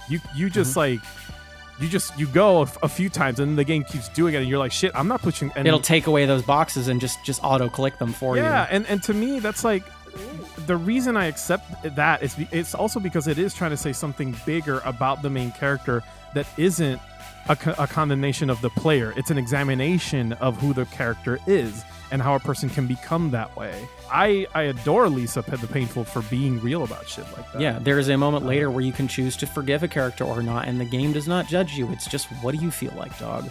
That moment is extremely important and poignant because it's it does give you a choice at the end based on like in 1,000 Times Resist, there is like a quiz. But the thing I love about Lisa the Painful is that it is understanding of, it knows that people have gone through that for real. Like, yeah, that there is a reality in like who you choose to be. I'm super vague because please play this game. Actually, don't play the game. It's very sad. It's very sad and painful. It's okay. You got to be ready because especially if you decide to play the whole trilogy, you have to be ready for some heavy shit. But I think it's a game that like it knows how to go on that like that bleeding edge of levity in very dark topics, but in a way that is very, for the most part, very empathetic to that. So I was very impressed by how it understands addiction. That's the thing that drew me to it, and I kept playing it just because like I've had experience with that, like from people I know. And I could tell the person who did this went through that too, and I just felt like I felt seen. I guess like it was very good. It is a game that will simultaneously have a joke about accidentally trying to like douse some children who are on fire with like what you think is water and it is actually gasoline, and then we'll also deal with like assault with the most like euphemistic and tender possible treatment. So yeah. This is all just to say that you should definitely be the worst possible piece of shit Harry Dubois you possibly can be because it's funny. Well, yeah, but that is what I like about Disco Elysium is that they wrote everything. They wrote they want you to almost. I'm not going to say want, but they are allowing you to experiment with all sides of that. You can be a walking contradiction because it turns out people just kind of are that way. Yeah. That's very mature about it. It's the thing I keep praising about Disco Elysium is that it's like mature enough to understand that like you might just be flawed and everyone is flawed. And even like your idealism might be flawed. Mm-hmm. It does judge you for it, but you can still play the game. Like you don't have to. You're never faced with like actually no, you should do this, and that's it. Like bottleneck into like whatever result it wants you to go into. Mm-hmm. So yeah, that's a good example of like a game that allows you the freedom of playing a character without necessarily being judged by. I'm sorry, Shannon. I see you nodding enthusiastically. You got some comments on this. Both Disco Elysium and New Vegas. Yeah, bring up New Vegas. You play something like that, and then it's like going from specifically New Vegas to like Fallout 3 or Fallout 4. In New Vegas, it feels like I'm a real person in this world. And I make independent decisions about every little thing. Same in Disco Elysium. It's more hyper.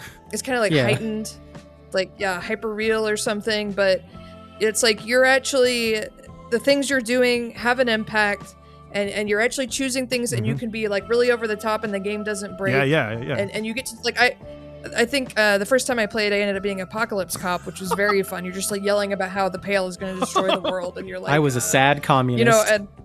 And I read a lot about I might spoil part of the Fascist Run, which I never played, but I read about some of it. Like towards the end of it, Volition is like, okay, I know exactly what you have to do to be like the most like manly, like badass, like fascist, like, well, you gotta stick your thumb up your ass. And it like goes through this whole, I'm like I don't remember like it verbatim, so I'm kind of underselling it, I think. But or the way the communism route goes, it could only have been written by communists. Like I really I did that quest. It was very fun. Just treating it's adding like an emotional verisimilitude and like weight to it. Yeah.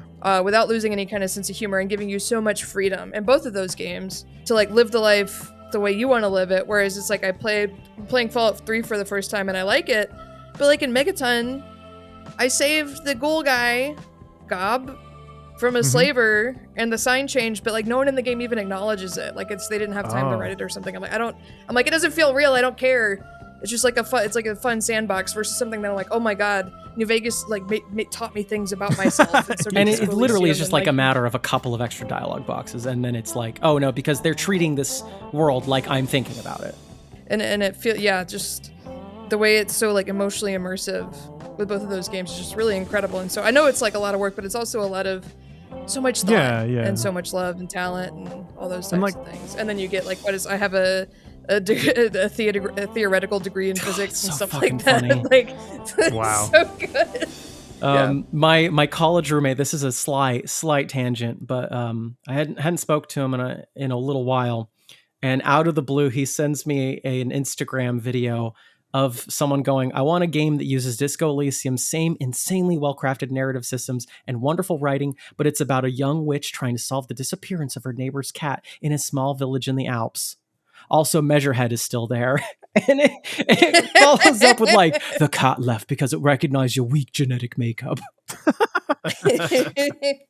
It took me so long to realize Measurehead was a phrenology joke. Oh my god. Miles Tales per hour, I get it. Oh, okay. Yeah. Okay. I didn't, god, that game's so good. Yeah, Measurehead is so funny, and it's just sort of like, playing with those ideas without ever making them seem cool. I think because like everything in that game is heightened, and it's honestly, Shannon, it's like the Venture Brothers never struggles to make you want to be like Rusty Venture, because there are so many episodes spent on making them look like just absolute dog shit losers. And Disco Elysium is the same way, where it's like, if you're going to go down this route, like the game itself is not going to judge you, but every single character will point out how shitty you're being. Well, it's kind of like Better Call Saul versus Breaking Bad, which I like both, but no one watches Better Call Saul and they're like, I want to be just like Saul Goodman. He's having such a good life after Kim and after everything else. I bet he's doing great. If they say that, what they actually mean is, I would like to have many different colors of suits, please. Yes, probably. You know what? Me too. Yeah, be a showboater. Yeah. I could rock a salmon suit and have a good attitude. I have a question. I don't know how familiar you are with Undertale, Shannon. Oh, I've played it. Okay, because like I do see that game get called out a lot for having like forced morality, and I don't know if now's the time to bring up that, but I do think about it sometimes how like it's people's biggest critique against it is that it is a game that judges you for doing like the wrong thing. Well, the wrong thing is killing innocent. Also, it's going so far out of your way to make the game miserable for yourself. So it's like, that's the point, right? Yeah, like, that's crummy. Something I like about the thing, it's hard to. I don't know why I've had such a hard time, especially when the game's coming out and like people just wanted to talk to me about how it forces you to do this, and like it just preaches at you. It's so preachy, and I'm like, I'm sorry. I didn't feel like that. Well, the thing is, I'm sorry you killed something and a little score didn't come up. I don't know what to tell you. Like, what did you want about this game? The game doesn't even like if you go like the absolute like evil bad route and you go the whole game through it, a character at one point will be like, well, you know what? At least you did it instead of watching someone online do it. And I didn't know, let's play it. I was like, that was funny. Like, it's calling you out because it's like, look, if you're going to make like bad moral choices in a game, like do it, like engage with the art then. Commit to it, I guess. And that's the thing I was trying to explain to people with that criticism is like the genocide route is intended to like bring the gamer out of you. Like so you want to be a gamer about this, then let's go. Here's an 8-minute fight that you a bullet hell 8-minute fight you have to endure just to make it to the end of the game. Mm-hmm. And people see that as a negative, and I'm like, no, but the thesis of the game is that like, do you want to choose do you choose to be violent or not? And like, what comes with that? If you kill monsters who are the population of this world, you are essentially putting them all in danger. They all will see you as a threat. I still don't quite understand what it is that like people didn't like about that.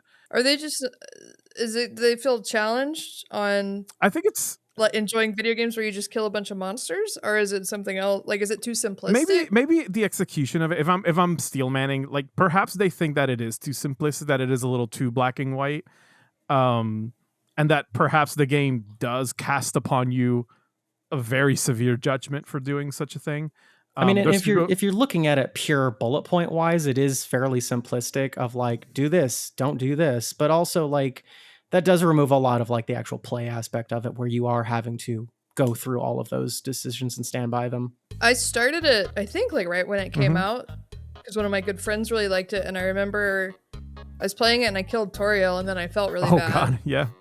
And reloaded it. And I don't know if y'all did this, but if you do that, at least on Steam when I played it, Flowey's like, I know what calls you you out on it. Yeah. I've told this story before, but Shannon, I played it the main way and was like, oh, that's cool. It reacted to me. And I showed a friend of mine who had never played it or seen it. This was the demo. And she went through it without killing anyone and got that. And I was like, hold on, you're not that message was not intended for you. It was for me. I'm sorry. Yeah, that's funny. Well, this is a good enough time to segue y'all to another question I've got, which is, how do we reconcile our moral choices once the game is turned off? Does what happens in the game stay in the game? Ooh. I think this is a good time for me to talk about Dread Delusion, which is a game I've been obsessed with. Go for it. Back when I used to have a YouTube, I still have a YouTube channel, but back when I used to update it, in 2000, I reviewed the Haunted PS1 demo disc, which was a bunch of really cool games. And the Dread Delusion demo was on it, and I was like, oh, I want to play that one day. And I recently bought it, and it's I've only recently started playing Morrowind, but it's like heavily influenced by Morrowind. It's this game, it's sort of like a sci-fi fantasy, very strange, obtuse world. Yeah, flying nautiloids, purple skies, like very fantastical. Oh yeah, magenta and cyan, big mushrooms. There is a giant cephalopod in the sky. Like a lot of really cool stuff that maybe later on in the game you can go inside of, and it's really That's cool. awesome. Yeah, I love this. If you just Google Dread Delusion 2, like the aesthetic is immediately striking. It's got that kind of like retro, low poly look, but with like the colors. And there are multiple times where I've done something in the game and then I keep thinking about it and feeling bad about it. Can you give like an example? So I have a few. There's a quest, there's like a town, and a lot of the game ideologically, it really hinges on like, are you accepting things as they are, or are you willing to risk something to make life better? That's kind of the underlying, it's not apparent at first, but it's like a very interesting ideology that reminds me of like David Graeber, who was like a philosopher, wrote The Utopia of Rules, which is a book I really like. But anyway, this town, everything sucks. There used to be gods, but they're kind of like, they've lost power. This guy made a deal with a god, a really creepy god, that if he just sort of suffered in pain forever, his town would like stay alive. But it's kind of slowly wearing off, and you get more of the poison that he took, and you can give it to him and it will kill him. And the town is kind of like screwed, or you can give it to his son. Oh, shit. And like, this thing will keep going, but eventually it's going to get worse, maybe. But his son is like, please give me the poison. Oh my God. I really want to keep everything going. And I'm like, and I gave it to his son. And then you talk to the dad and he's so distraught that now his son is also suffering and that neither of them will die. And I'm like, I did the wrong thing. I did the wrong thing. I thought I was doing the right thing. No. And there's one, this wasn't a difficult choice for me, but it really struck me is like, you go to this town and there's like a goofy little boy there who's like 14 or something. He's kind of annoying. And then there's this mushroom outside of the town where they used to sacrifice people to it so that they could keep getting good crops and stuff. And you're like, oh, there's been some, but they quit doing it because they're trying to be more quote unquote like civilized, but like the town is also slowly dying. And you go there and the little boy has put himself inside of it. What? To try to save his mom and his town. And when you take him out, he gets really angry. And that one I don't feel bad about, but that was like, I didn't expect, because it's like, oh, somebody in a mask and the robe is like walking around. I'm like, oh no, they're killing people. No, he loves his mom, who's the mayor. Oh my God. And the one that I really wanted to talk about that really got me was there are these people called the Endless who have been given kind of the curse of immortality. And there is a main quest where you decide if you're going to let them all die or not, but this is separate from that. Okay. Let them like finally die, kind of. They're sort of like zombies, but they like live forever, and they do eat, or they used to eat people. They used to eat like living humans, but now they've figured out a way to grow like mindless flesh vats. Like flesh farms. They're these big fleshy things that have like giant teeth and eyeballs and stuff in them. But they don't have any brains, I guess. Well, you think that they don't. No. You're like, you talk to everybody, and this is a quest that's also very easy to miss if you don't go down and examine the flesh farm. You're kind of like running around the endless area, and then I kind of like walk down for the first time, and then you hear this voice that's like, thank God you can hear me. I'm alive. Please, they can't hear me. No. Please, you have to help me. Like, I can't move. I'm stuck here. Shit. I'm very much alive. I have feelings. Like, I really don't want to die. Please don't let them kill me. Oh, shit. And then you talk to this woman, and she's like, okay, one of the Endless. And she's like, we have to destroy this, because if we don't, they're going to start eating humans again. There's like a conservative faction within them that wants to kill humans, and this is their excuse. So she gives you these spiders that will like eat the flesh. And I'm like, no, because there are other flesh farms that will eventually become sentient. But these are like, it's not the good versus evil. It's like, what is the greater good? What all the quests in this game are like that. And I just remember I saved it and I felt like that was the right thing, but it's like, now are they going to eat people? But if they're only not eating people because they're eating something else that's alive, then what's, you know? So it's like a moral dilemma there. What if lettuce could scream at you? The whole game.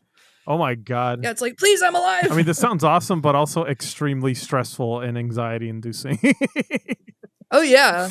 And people in the game they'll be like, oh my God, this new god is so beautiful and I love it. And this other guy, it's like a crystal god. He's got like crystals coming out of his eyeballs and he's like, please kill me. And I'm like, I think I know what I should do here. Shit. But other things are like, really, that thing with the dad and the son really upset me. I was like, oh, I should just let it. You don't want to let it die, but you know, maybe a new beginning is better. That's sort of the underlying, without getting into the main plot, like you're chasing after this woman who used to run a mercenary group and she wants to rewrite reality completely, and everyone's very scared of it. And as you keep chasing her, it's like it's your decision. It's not like there's a right or wrong answer necessarily.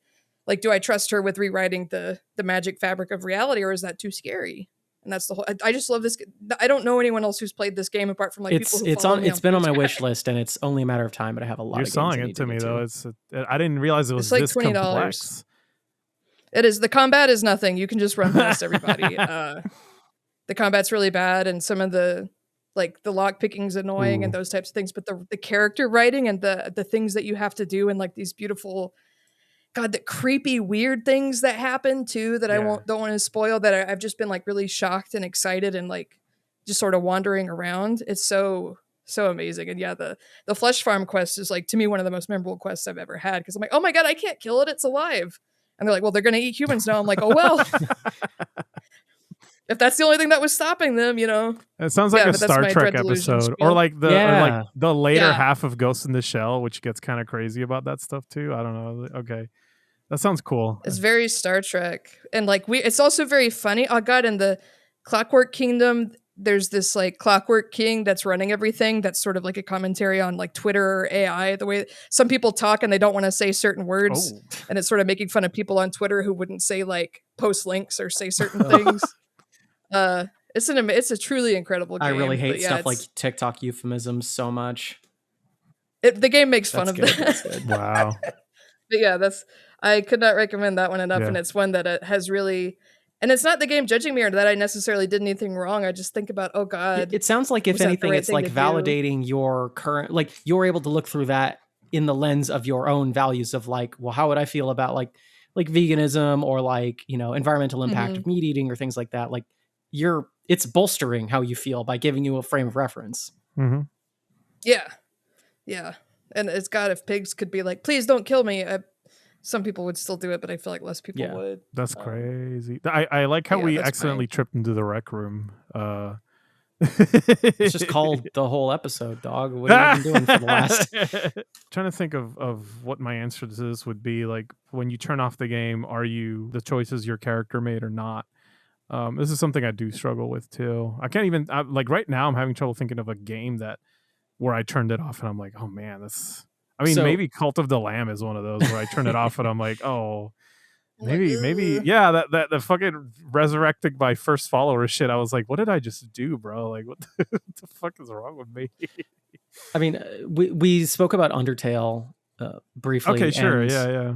You know, my biggest example for this topic is that when I beat Undertale, I was able to do the passive sending the first go I had, and after that, the characters are basically like, "You did it, yay!" And like a character almost kind of flat out warns you. It's like, if you restart, like you're ruining this. So so that's like the very, very end. Yeah. So when I beat Undertale, like I kind of was like, I would love to see these jokes again, but I just kind of never want to play this game again because it just, I did it. And it wasn't until basically I showed my wife what the game was that I was able to like, well, but this is her save file, so it's on a whole different console.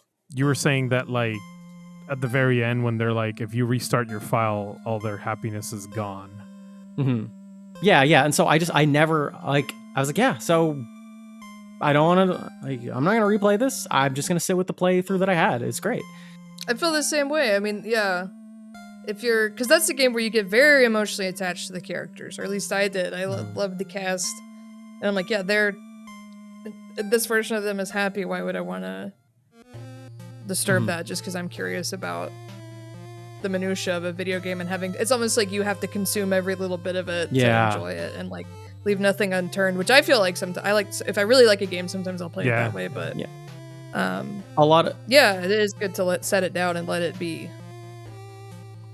You don't need to like when you go through every possible moral action, it kind of almost ceases to have choices in it. So you can just say no, like I made my choices. That's great. It was my personality test. Like I don't know if I'd ever play Disco Elysium again. I'd rather just see what the different routes look like. But I got to be challenged by the decisions I had to make through that game. It's such a different experience every time. Yeah. But I get what you're saying too. Like the different. I didn't finish it, but I was replaying it with mostly like Half-Light and Shivers, and Half-Light is crazy. What was your like main skill in that game? Just curious. My first one, Inland Empire. Same. My first playthrough. Love Inland Empire. Then I was like, oh, I'll try some other stuff, but that's the one I would recommend the most. But I like Spooky. And again, I was an apocalypse cop. Yeah, there's no wrong choice unless you don't choose to boost like your dexterity or whatever, because every other check, I swear to God, is just like, don't fucking drop this, you idiot. I'm trying to think of other games or like those games I mentioned earlier where it's all about like, oh, if you want to be an absolute monster, you can min-max the game. But it almost goes through this curve of like, you're bad at the game because you try to like choose the most moralistic actions. And then as you get way better at the game, it's because you abandoned all your morals. And then you get so good at the game that you can choose to do challenge runs where you're like, no, I'm saving these folks. New Vegas. I initially wasn't going to kill Benny. And then he sent people after me and I did kill him and I felt a little bit bad. And then like I killed Mr. House with no remorse. But every time I would go into Lucky 38 and you hear like the wind and you kind of think about the consequences of what you did. Oh my God. And how this person was alive for so long. And like wasn't pure evil. Sure. I did the yes man route. So it's like he kind of had to die and he wasn't a good dude. But it's like when I hear that like creepy wind and it's so empty, I do think about the consequences of my actions and I think about it outside the game. Whereas like with Caesar, I was like, I like blew his head off and I felt nothing. That's like, cartoonishly evil. It's like, I don't even know if they should change Caesar. Cause like, he's just so comically evil, but like, also maybe that's just kind of the point. Well, there are people who are like that in politics. Yeah, is the thing. There are also people who are like Mr. House or the NCR. Like they're very realistic, like very different, but very realistic. Yeah. I mean, like, I at least like that they do have the gall to be like, traitors will be like, I mean, I don't agree with what he's doing, but, you know, they'll say like, I don't agree with what he's doing, but, you know, it is a little bit safer for me to go through like Caesar territory than it is for me to go through the NCR. So. Yeah, and I'm like, okay, and then I kill every single legion. Yeah. But that's like for the actual people living there, these sorts of life or death decisions that they have to make. Yeah, it's interesting to think, and there are just so many factions and interplay. But there are things in that game as well where I would think about it later. I don't like people who crucify Benny. I think that's a little Yeah. Whoa, like an what interesting the thing of like you can get the Legion to crucify Oh my Benny, and I was God. like, no, I killed him when he like fought me because he tried to kill me. Like I'm not. You can also make the Legion can make. There's so many different things to do with Benny Wow. in that game, and if you're a woman, you can have sex with him and then kill him. There's like all sorts of. But I just shot him at the top. Okay. I was like crucifying someone and then leaving him to hang on the cross. I was like, that's excessive and a biblical. little weird. Yeah. Too much for me. Yeah, I'm trying to think of like the thing is that I tend to avoid situations where like that won't let me sleep at night, unless the game story is just the way it is. I'm trying to think of like a situation where I look back and I go, I really shouldn't have done that in a video game. And there were, I don't know, if Illusion of Gaia. Here we go. It's one of my favorite games ever. There's a scene. I'll spoil this a little bit. There's a scene where like, in order to travel the desert, you need to like acquire these like kangaroo-looking creatures that you can mount and like cross the desert with, but they're owned by this one guy who has a gambling problem and has decided to challenge you to a game of Russian roulette, but it's like glasses of drinks that have been, like one of them is poisoned, and you have to challenge him, or you have to win, which means he dies.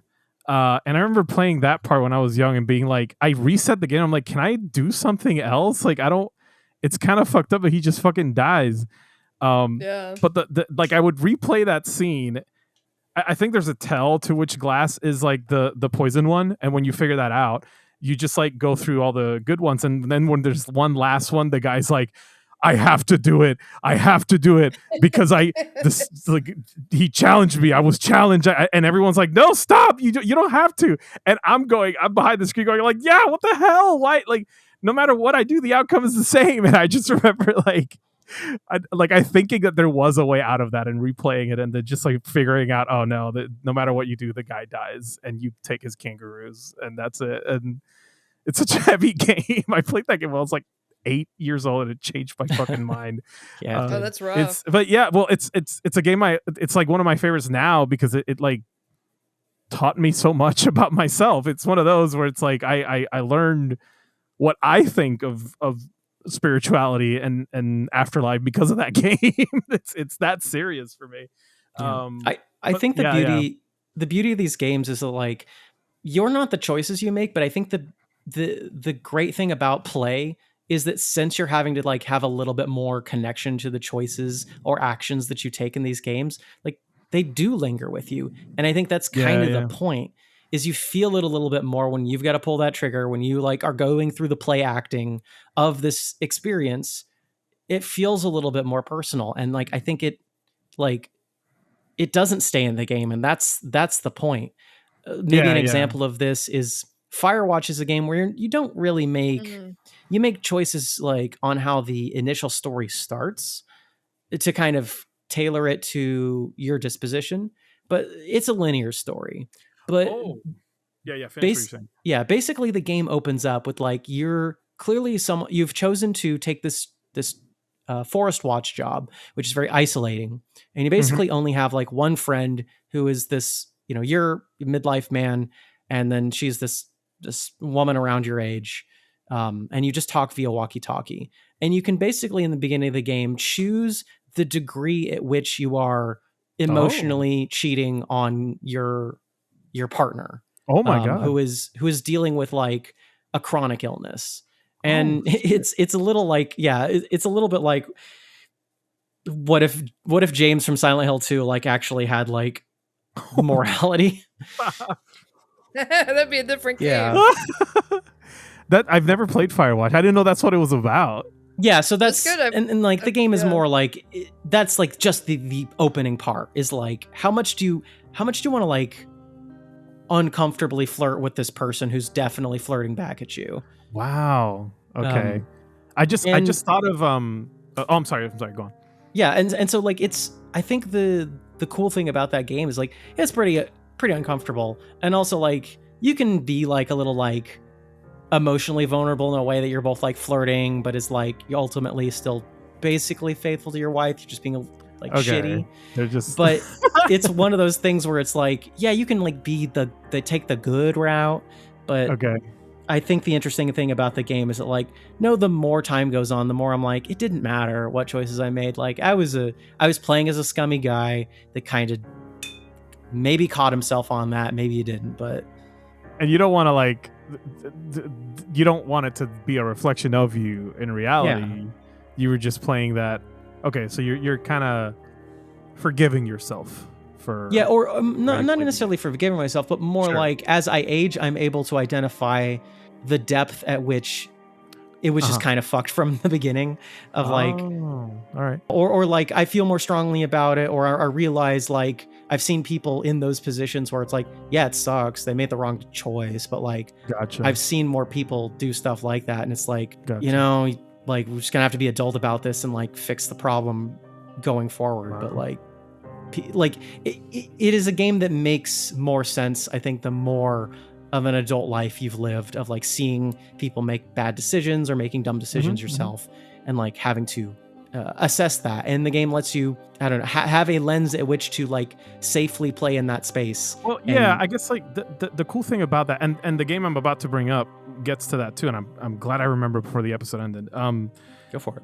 But I guess things like that are a space for you to examine that in a safe environment that isn't like yeah, there is at some point you do disconnect what I actually wrote it right here.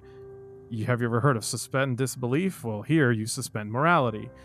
In moments like that, it's to allow you to examine either the game through the lens of the character, or to maybe find out something about yourself. And I think that's like, there's people who play horror games for that reason. Like we don't necessarily want to engage with like real scary life things.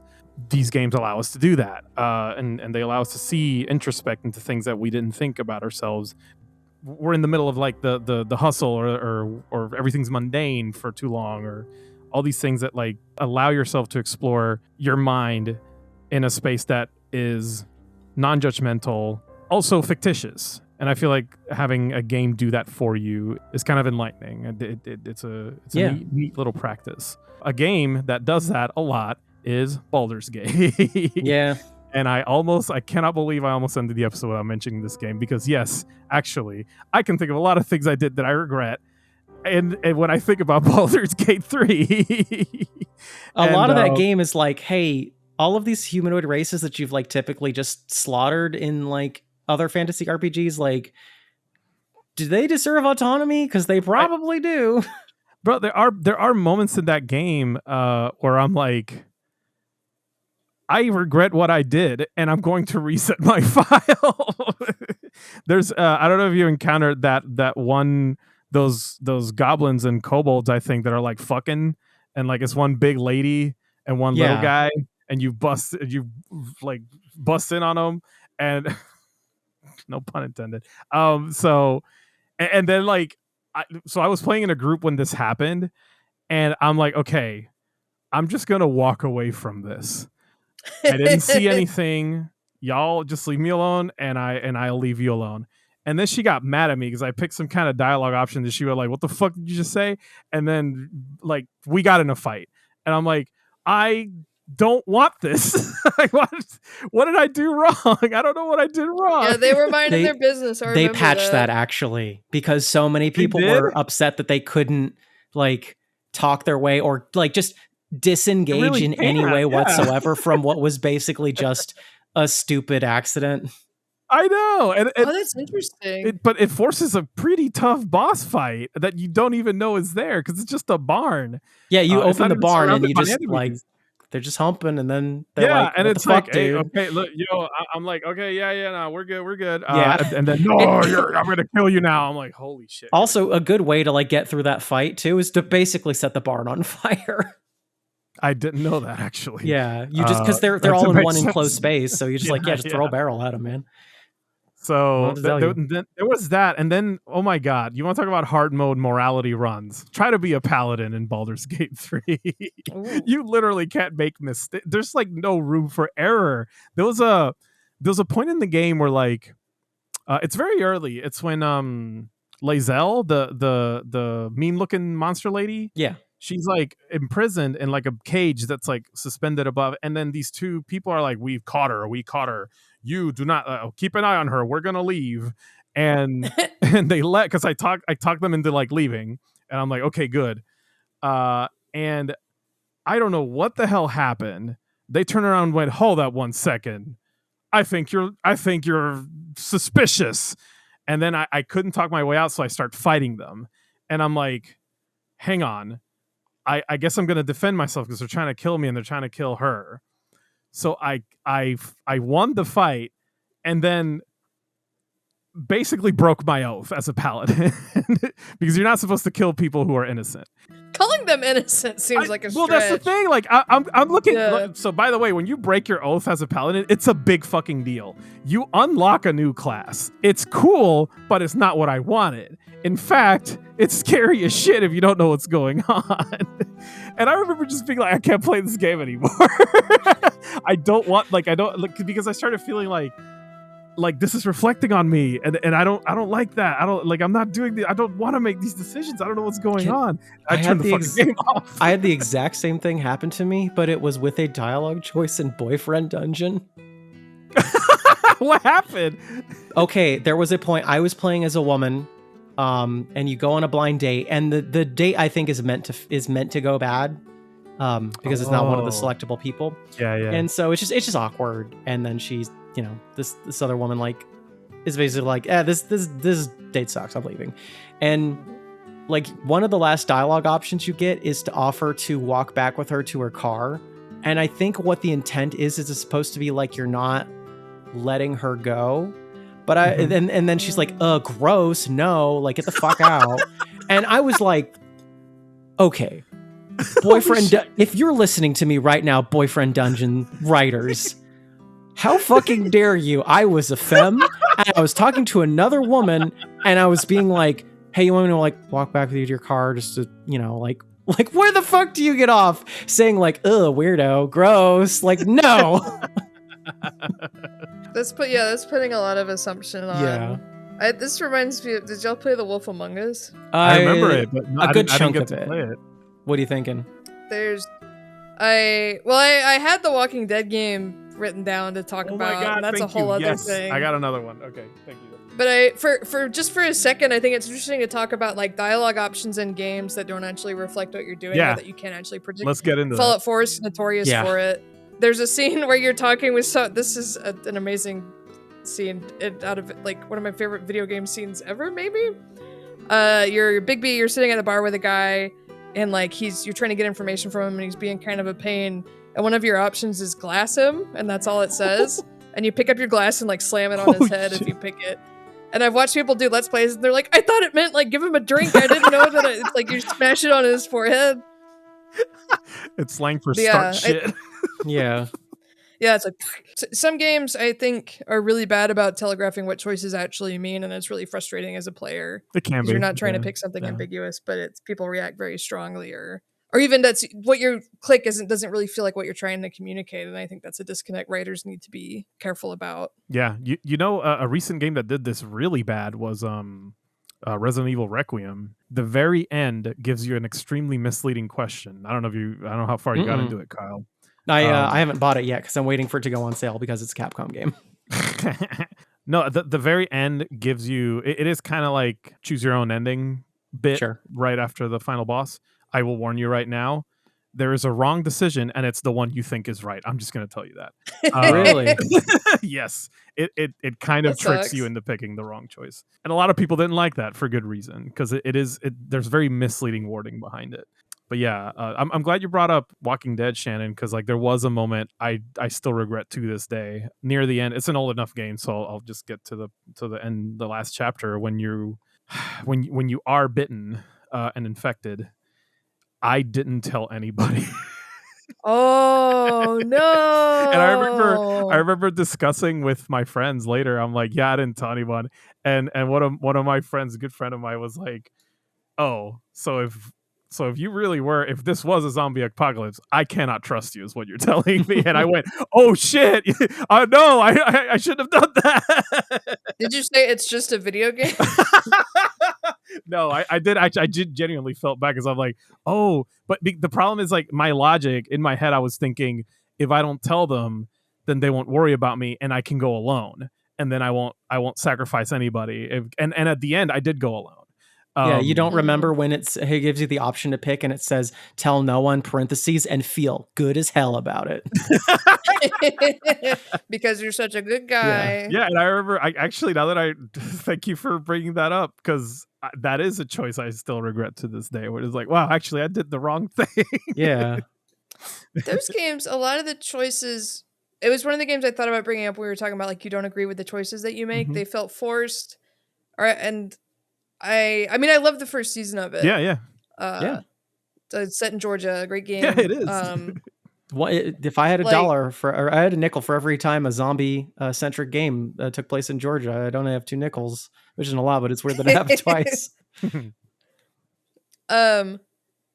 I think I didn't like the subsequent seasons, and I think some of the Telltale team left and did Firewatch. I think they formed that studio. Wait, no shit. Better writer. I might be wrong, but I remember because I would play those with my mom and my brother. My mom doesn't like video games, but we convinced her, and we got really invested in the story together. Just in that decision-making part of it? Like, it's a great backstory too. It's awesome. Okay. Yeah, and then like the quality of the characters, the writing, it just sort of got more frustrating, I felt, past the first season. But a lot of choices feel contrived, or they don't really impact the story that much compared to these other games we're talking about. But the story in that is great, and Lee is such a good character. Yeah. And the mechanic, also a very memorable mechanic, like so and so will remember that, which was memed in like funny ways, or it was just a cool way to like write interpersonal relationships. Even if the like kill this person or this person, I'm like, I guess, do I really? So this doesn't feel real, but whatever. Just to confirm, yes, Sean Vanneman and Jake Rodkin were both at Telltale Games before starting Camposanto, which developed Firewatch.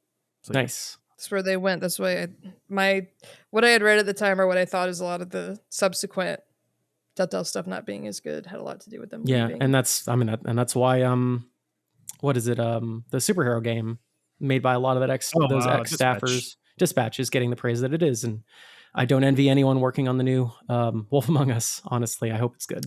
What's the point? It's like the new Zaum. Is it Zaum? Yeah. Why would I saw so much I rarely touch discourse online anymore. That way leads to like pain and misery. But people like the game, there were a bunch of layoffs after their new game came out. And people were like, that's what you get for boycotting. Oh my God. On your high horse. I'm like, I didn't boycott anything. It was the idea of playing another game from that studio was just so depressing. Yeah. To me. After everything that happened, it was just very sad. I'm just not interested. I wouldn't enjoy it. Also, it's like a convoluted mess of like, well, who do I actually like in this situation, and what are they doing? Because I don't have a legitimate answer to any of those questions.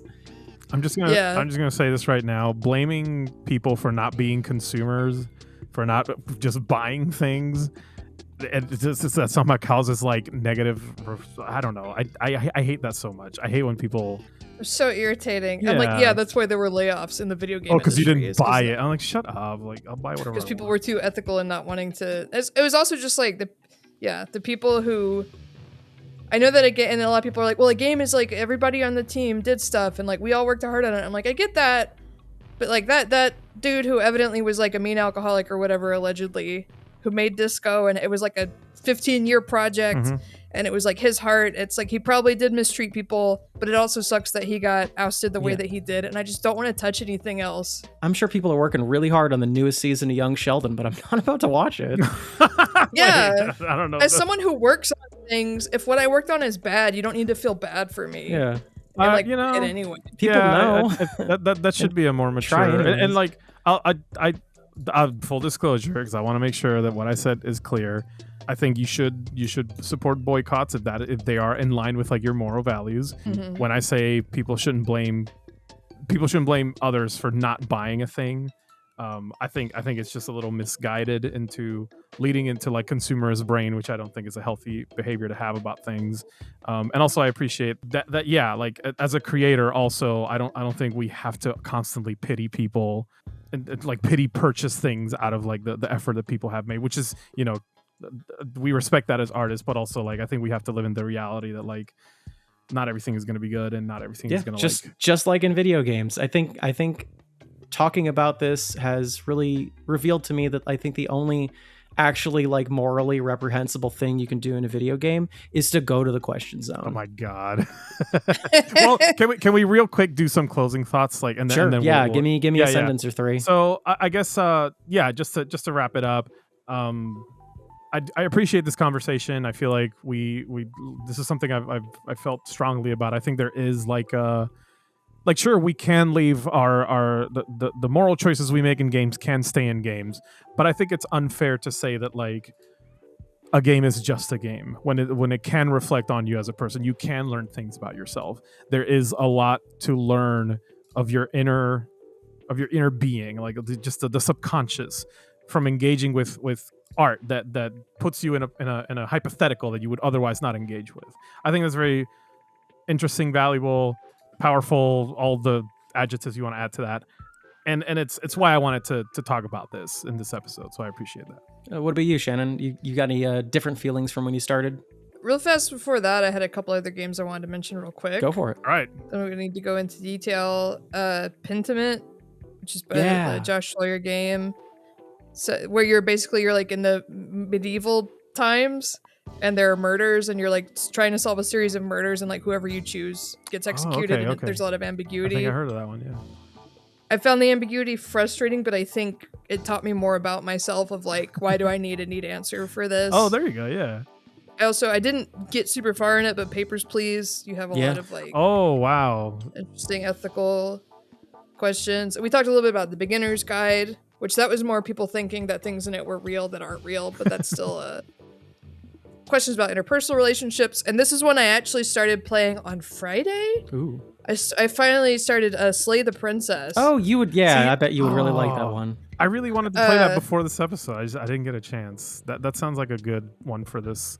I feel like you don't get enough information going in. Okay. To know, because it's like this voice is just like, kill the princess, and you're like, wait, why? And it's like, just do it. It ends up being this like beautiful, wonderful, crazy, complex thing, and I get the frustration as part of it. Mm-hmm. But it's one of those things. It's like, well, if I don't have any information, can I really be blamed for my actions or whatever? I also really appreciate that y'all have played so many games, and that you have a depth of knowledge outside of, like I said, whenever this conversation comes up, it's always Spec Ops: The Line. It's always like things where you're like shooting up civilians, or it's always karma systems that are really boring. The karma system is the most stupidest part in New Vegas. It really didn't need it. I think you're stealing from slavers and you get bad karma. I'm like, okay, but I can kill them. Yeah, we didn't even talk about like Fable, which I have played. Mm-hmm. I mean, to be honest, a lot of that is because I didn't play them. I mean, we touched briefly on it in the beginning. Kyle was mentioning like morality systems and alignments and stuff like that. Yeah, I appreciate that. Actually, it's kind of flattering, honestly. Yeah, I didn't even get to bring up Train, which is a famous board game it's sort of like a moral exercise where it's all about like stacking a bunch of these pieces efficiently on a train, and then like over the course of the game, it's supposed to kind of like the news is supposed to be brought to you that like you're organizing like people to be shipped off to like concentration camps, which on the one hand is like an interesting way of like looking at how easy it is to like dehumanize people, but at the same time it's like, well, yeah, but you asked me if I wanted to play a game, and like I said yes because like we're social like what do you want from me? How dare I? I think playing these types of games, like New Vegas or Disco or Dread Delusion, it's not about what is the good choice or the bad choice. I think that's like a really reductive question. It's sort of like what these choices reveal about you. I really like looking at online discussions where people argue about it, and then I learn about other people because they'll have perspectives, and not people who like are like, oh, the Legion was right or whatever crazy stuff. More. I think, oh, this is the obvious choice, and then someone offers a different perspective, or it's like, oh, because like I said, a lot of Dread Delusion seems to be about, we kind of need, like from my perspective as like a very far left person and a progressive, it's like, yes, it is good, like maybe we do need to really try to start over, or what we have really isn't working. Whereas people who are like more liberal, I don't know if any conservatives are playing Dread Delusion, but people who are like, no, we want to cling on to these systems, they're going to get more upset with these things. And I mean, I know that I think I'm right, but that's not like that's not like a cartoonishly evil thing to think, the way that they're thinking, and this sort of like the complexity of ideas in all these games is fascinating to me and inspiring to me to want to write and to make my own stuff. Oh, there you go. And I would highly recommend people play games that challenge them a little bit more. I agree. Versus like, oh, I played this and it reaffirmed me feeling good about myself. Mm-hmm. I feel like that's bad if it just sort of instills you. There's some other games that do like reproduce my politics and whatever, are they're like cozy in a way where I'm like, this just feels like someone patting me on the back. Yeah, and it's, I'm not really too coddling. It's like galvanizing the bubble. I don't like that either. Yeah, I'd rather play these things that really haunt me or make me think about it. Put you in an uncomfy spot. Yeah, uncomfy games should be a thing. Damn it. Anyway. Yeah. Then we start getting towards mouthwashing. I'm like, okay, that's my limit. Yeah, I think that's I think that's where we draw the line, right? Yeah, we get to those like top 10 most disturbing games of all time lists. I'm like, okay, I don't really want that on my computer. I like things like Papers, Please, where it's like, you do have to do what you believe in, but it comes at a price. Like there's never an easy, because the moment I was like, oh, this is amazing, is when I realized that like there are exceptions you do have to make for people you let in. Like there are rules you have to break. Mm-hmm. And that's where I went, oh shit, this is good. Like this isn't just reaffirming how I feel about how shitty everything is. Like there is like a morality to it. There is like a matureness to it. I really appreciate that about it. Other times I let someone through the border because they will not stop fucking pestering me and wasting my time every time. Fine. And you know what? That actually happens. So like what? No, I know that guy. The guy that keeps giving you the obviously bogus papers. Like day 2, I was like, fuck it. If I know this guy's going to keep popping up, I'm just going to take my hit for today and let him through. And then the thing is that you have to measure, like, if I allow this person in, I am taking, even if it is a person that's it's on me, yeah. But and also if it is a person you're like, no, actually I do think I have very good reason to believe you need to be let through. You still take the hit for that. You still have to make that choice. Yeah. That's all. That's a cool thing. That's great. I'm sorry to take away that really good segue you had, Kyle. That's okay. It's okay. Let's get to the question zone then, shall we? All right, welcome to the question zone. Get ready. Yes, we've entered the question zone. You can send us questions at brainlordspod@gmail.com, or when we solicit for them on our Blue Sky. Our first inquiry is from Jam Chop Scram Top. That's a good name.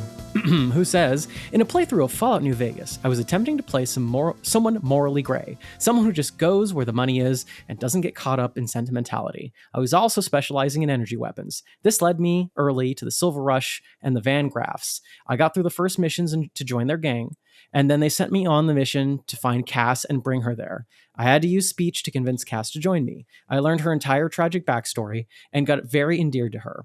When they vaporized her on site, when I brought her in, I was so angry in character and that I immediately decided I was burning it all down then and there. This took a lot of safe scumming because I wasn't very strong yet, but I managed to kill all the Van Graffs. A wild moment where I learned that even when trying to be morally gray, I have my fucking limits.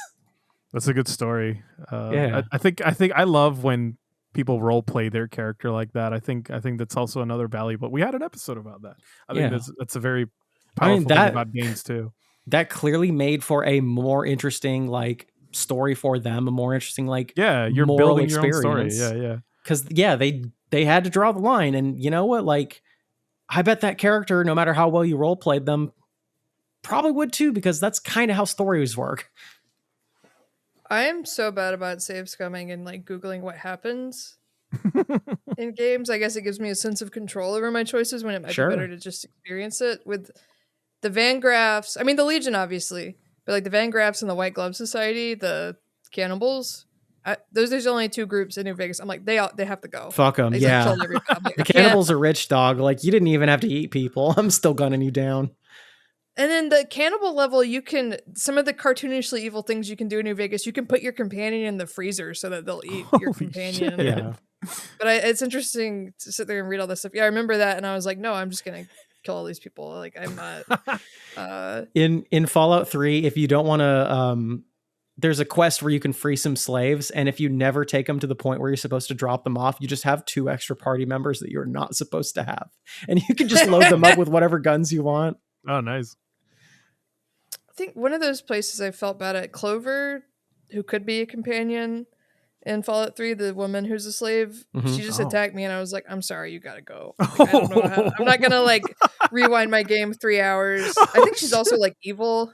I don't know. I normally am very happy to. Or there's also something in New Vegas that I didn't do, but it might have. If I was lower level, it would have given me pause. That when you get to the Legion camp, there is a crashed truck way up on a cliff full of radioactive waste that you can just let slide over the camp and kill them all, but it will kill the slaves that they have. Oh my god. So I didn't do that, but those are fun. Listen, I get through Baldur's Gate 3 and Lizelle will go like, I'll dye my clothes with their blood. And I'm like, Lizelle, I'm just trying to eat a fucking sandwich here. Chill. Jesus. Please. Well, our next question is from Bugs Matrix, who says, Can I read it? Can I read it? Dog, I play Infect and Commander. I'm Saturday morning cartoon evil. How can I be even more evil?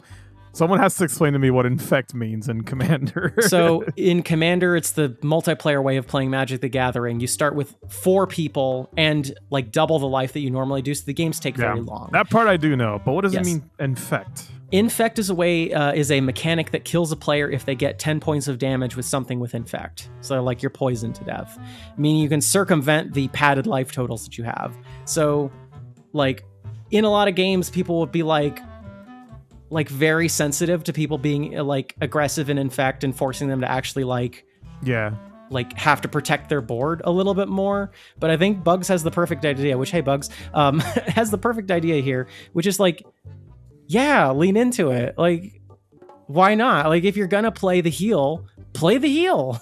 Be the heal. That's me in Mario Party. Like every Mario Party session needs a heal, and no one wants to be it, so I end up being it.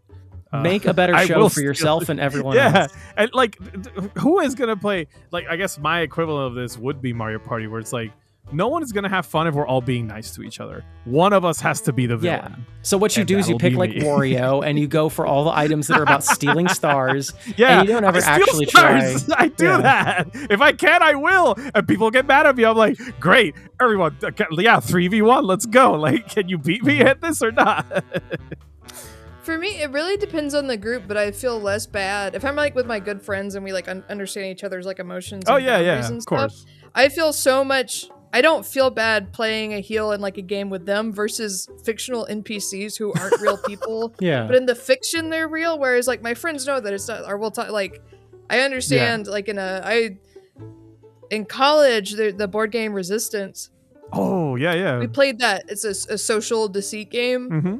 We played that dozens and dozens and dozens of times, and it's like, it's not personal if you're good at being a spy and lying. It's fun, you know? Yeah. Whereas if I was playing a video game, it's like, oh, I tricked the Resistance and kill all these people, and they're trying. I'm like, I wouldn't even want to play that. Whereas with my friends, I'm like, okay, I can make them think it's this person, and then I can do this, That's and it's fun. It's like, okay, all right. It's a consented to like. Right, everyone already understands each other's dynamic, and they expect you to play that role, so it's fine. Any sort of hidden role game where you are given the ability to lock someone out and just be like, bye, flips off camera. Like, it's so good because everyone signed up for that. And it's so funny to screw people over. Yeah. And it doesn't feel like in any kind of game where it's like, oh, I'm disabling the Resistance. That sounds horrible. Those are, like why would I do that? Well, right. Our next question is from No, who says,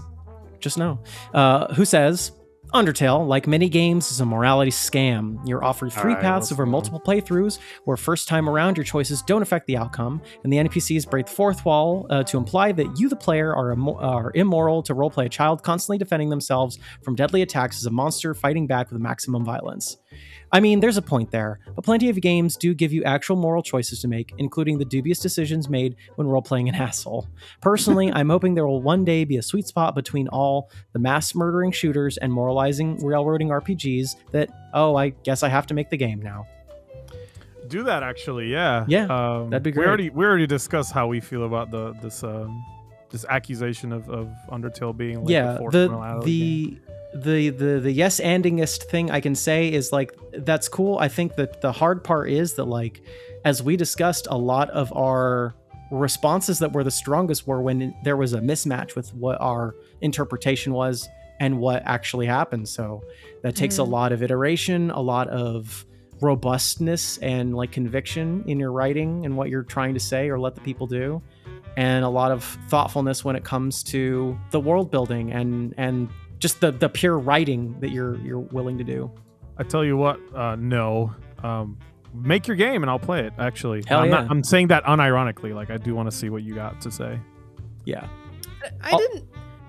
When I played Undertale, I didn't feel that strongly about it. I thought it was so interesting. The game called me out for killing Toriel, and then I just sort of enjoyed, like, the music, the writing, the story, these ideas in it. I didn't feel like, oh, this is a grand statement on me. I did feel a lot when it was like, despite everything, it's still you and that type of thing. But I have a sticker of that on my mirror. It's great. Yeah, that really made me feel something. But to me, versus something like New Vegas, where I'm like, oh, I feel implicated or Dread Delusion, where it's like, oh, I really feel implicated in the choices that I made. To me, I didn't even think about that. So it's interesting. People have such strong emotional reactions. When to me, I'm like, this game is so funny and so sad and so creative. Maybe I'm not like, oh, this is a false dichotomy of whatever. Maybe the enjoyment there is not necessarily in focusing on the lack of real choice, because like it's kind of what Deltarune is shaping itself to be, is like, what does it mean to not actually have choice? Maybe focus less on that and more simmering on why the people that are staunch in their decisions have gotten to that point. Because, you say that like you're only defending yourself, but like they do go out of their way to establish that like humans are overwhelmingly more powerful than monsters. And the only way for an oppressed group to escape is for 6 of these humans to just die, which is not an easy task. And I think the other thing too is that Undertale kind of blew up and became bigger than it ever was meant to be. Yeah. It's one of those cases where a niche game became mainstream. And I guess a lot of people engage with it on like those terms, like they kind of expected familiar morality systems when they heard things like pacifist and genocide, and probably placed like an expectation of it based on that. Whereas like the game honestly is kind of linear, even if in its morality. Like you either choose one or the other, and like that is what the game is trying to say on a personal level. If it's not something you agree with, then like I think that's fair, and you can disagree with it. I have heard good arguments against like the morality of Undertale. Yeah, I don't think it's perfect by any means. I think calling it a scam is just a little too like missing the point. No shade, no. But yeah, all that to say, I actually did like when the game was like, oh, I know what you did. You restarted your file, because I'm like, oh, it's taking note of these things. Like it is considering me more than just like the main character. I am the player, and that factors into the experience as a whole. So I appreciated that it was scrutinizing like that. And I don't know if not everybody wants to be told like, you're having fun, well stop having fun. And I think that's the message they take from that. It's all just a trick, but like it's how much you play into that. All right, next question. Yeah, what's our next one, Jorge? Oh, Tasty Llama. We should let Shannon read the last one. Not yet. Oh, I see. Okay. Yeah. Tasty Llama says the choices of who to accuse, exile, execute, and the choices of who to accuse / exile / execute in Paradise Killer are really interesting, considering objectively, maybe probably, both you and everyone you know should probably die. Yeah. I've never played Paradise Killer. I didn't know that was what it was about. It's literally like killing. Yeah, Paradise Killer is you are someone who used to be on this like basically this island full of like elder gods, and someone found out how to kill one of them, and so you have to go in and be like, all right, like I'll go back and help you out here because I did kind of like get exiled off of this thing for not agreeing with y'all, but I'll come back. And the game is more about like figuring out based on what your logic is who the killer is, but it's not like Phoenix Wright where it's a very linear structured story.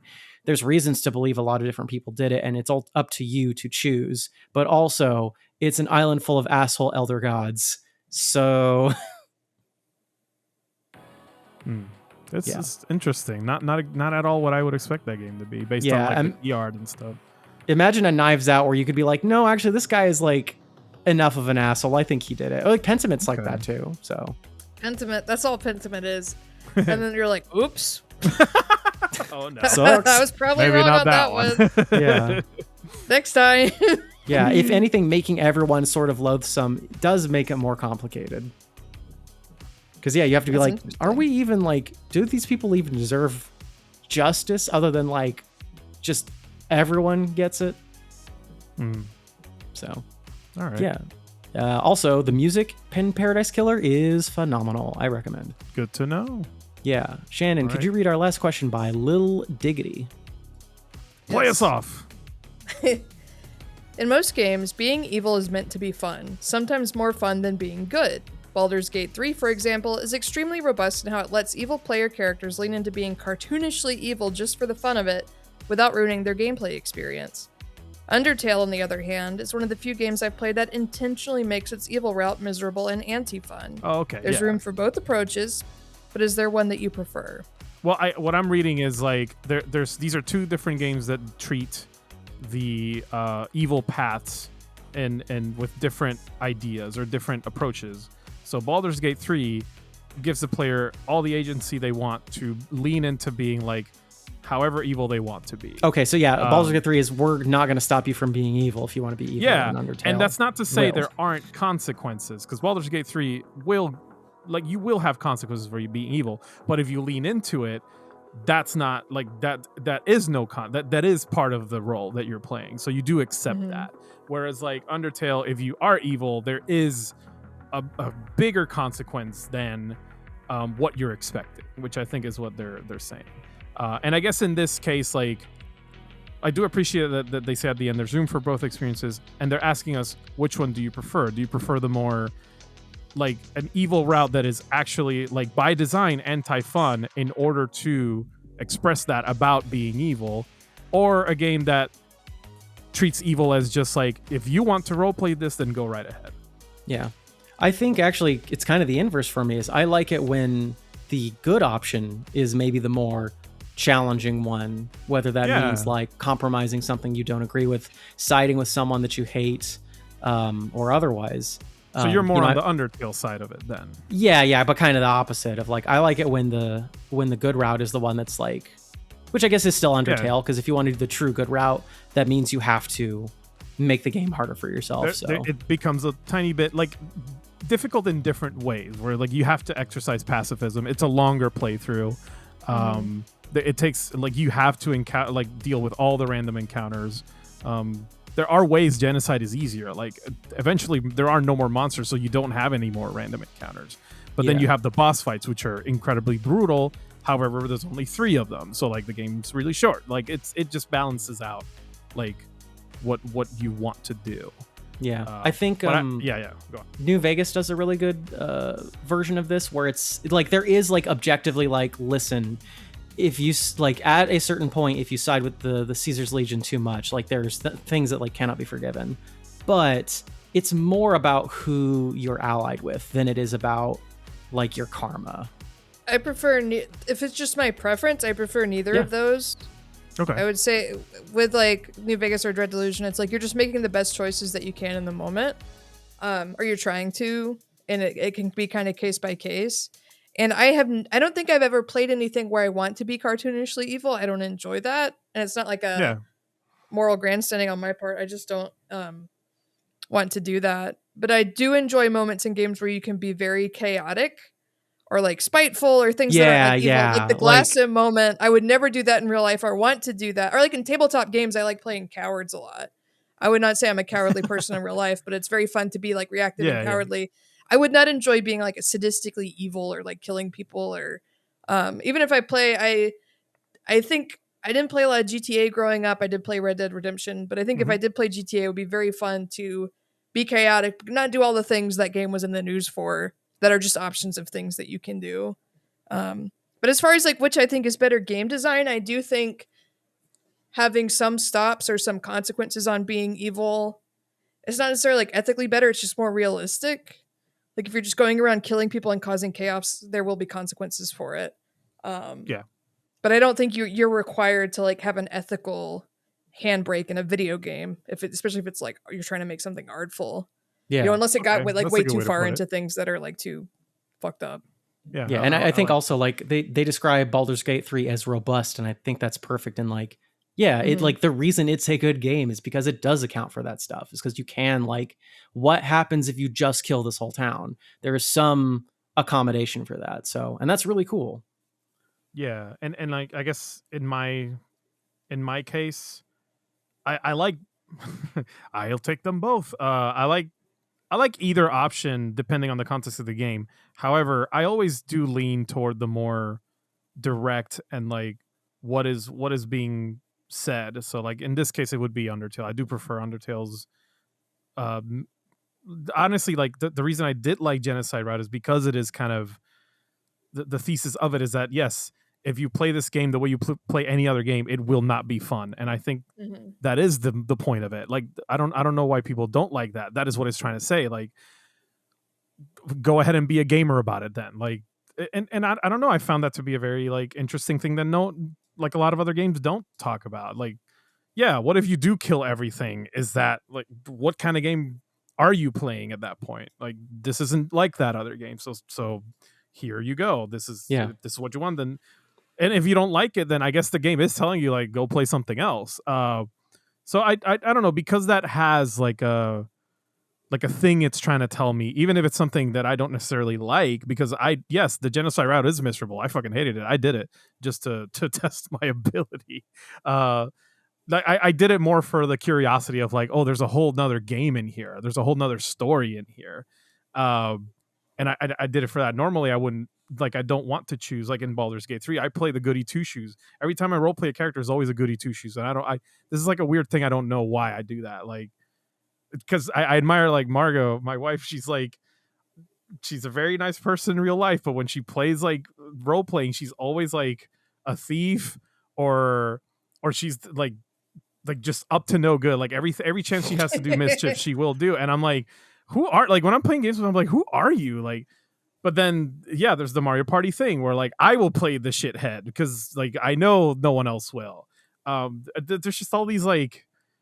I guess the cool thing about it is like games give you that option, and to Baldur's Gate credit, it does that. Like it just lets you be that. It lets me be a goody two shoes. It's kind of hard to be a goody two shoes in that fucking game. Yeah, ultimately, if I had to pick one out of the two, I prefer the more pointed, like linear morality, just because it wants to tell a story, and that's the thing I'm most interested in with games is what story is this trying to tell me. Before we end the show, why don't we take a quick trip to the Rec Room where we recommend something inside and outside the world of gaming. So if you don't mind, I will start real quick. My recommendation for a game is actually one that I put down, but I still think is worth people checking out if they might be into it, and that is Love Eternal. It is a very difficult platformer in the style of Meat Boy or VVV or Celeste, but it is a game very much about like what does it mean that you are interfacing with this medium of art? What does it mean that like you're reading the story of these characters and like there's this like weird elder gods and like fourth wall breaking. It does some really cool stuff with how it changes up the narrative. I personally put it down because even though I've beat a lot of these harder platformers, there was something about the delay in how the gravity flipping worked that I just couldn't get through some of the harder stuff. But if you have a lot of patience for it, it's really only like a 2 to 4 hour game. So I would still recommend it if you think it's worth a try, because if you don't like it, just probably figure that out within the hour and just return it, or just buy it anyways because it's cheap and watch a Let's Play on it. So check it out. Might be for you. It's the 10-minute demo captivated me, honestly, with how weird it was. Mm-hmm. I'll see how I feel about the gravity flip shit. it seemed like it was kind of weird, the timing of it in the few stages I did play. And my non-game thing I'd recommend, I haven't had too much time to get into too much stuff since we've last recorded. So I'll go and throw out a currently relevant TV show. I've been enjoying a few episodes of Chain Smoking Cat on Netflix. Have y'all heard of this one? I have heard of it. Yeah, it's not my thing. That's fine. I just think it's relevant to the episode because it's like a lot of people try to get into that show being like, ooh, new waifu. And she is fucking disgusting and a genuinely awful person. And that's the part I like about it. When I heard that, I was like, oh, that's good. It's subversive.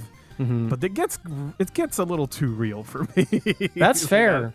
Yeah. I will say if you stick with it, it does actually have some interesting things to say about like don't get me wrong, it is absolutely having its cake and eating it too, being like a like fan service style anime. Yeah, like we look at the big titty cat girl and say ooh,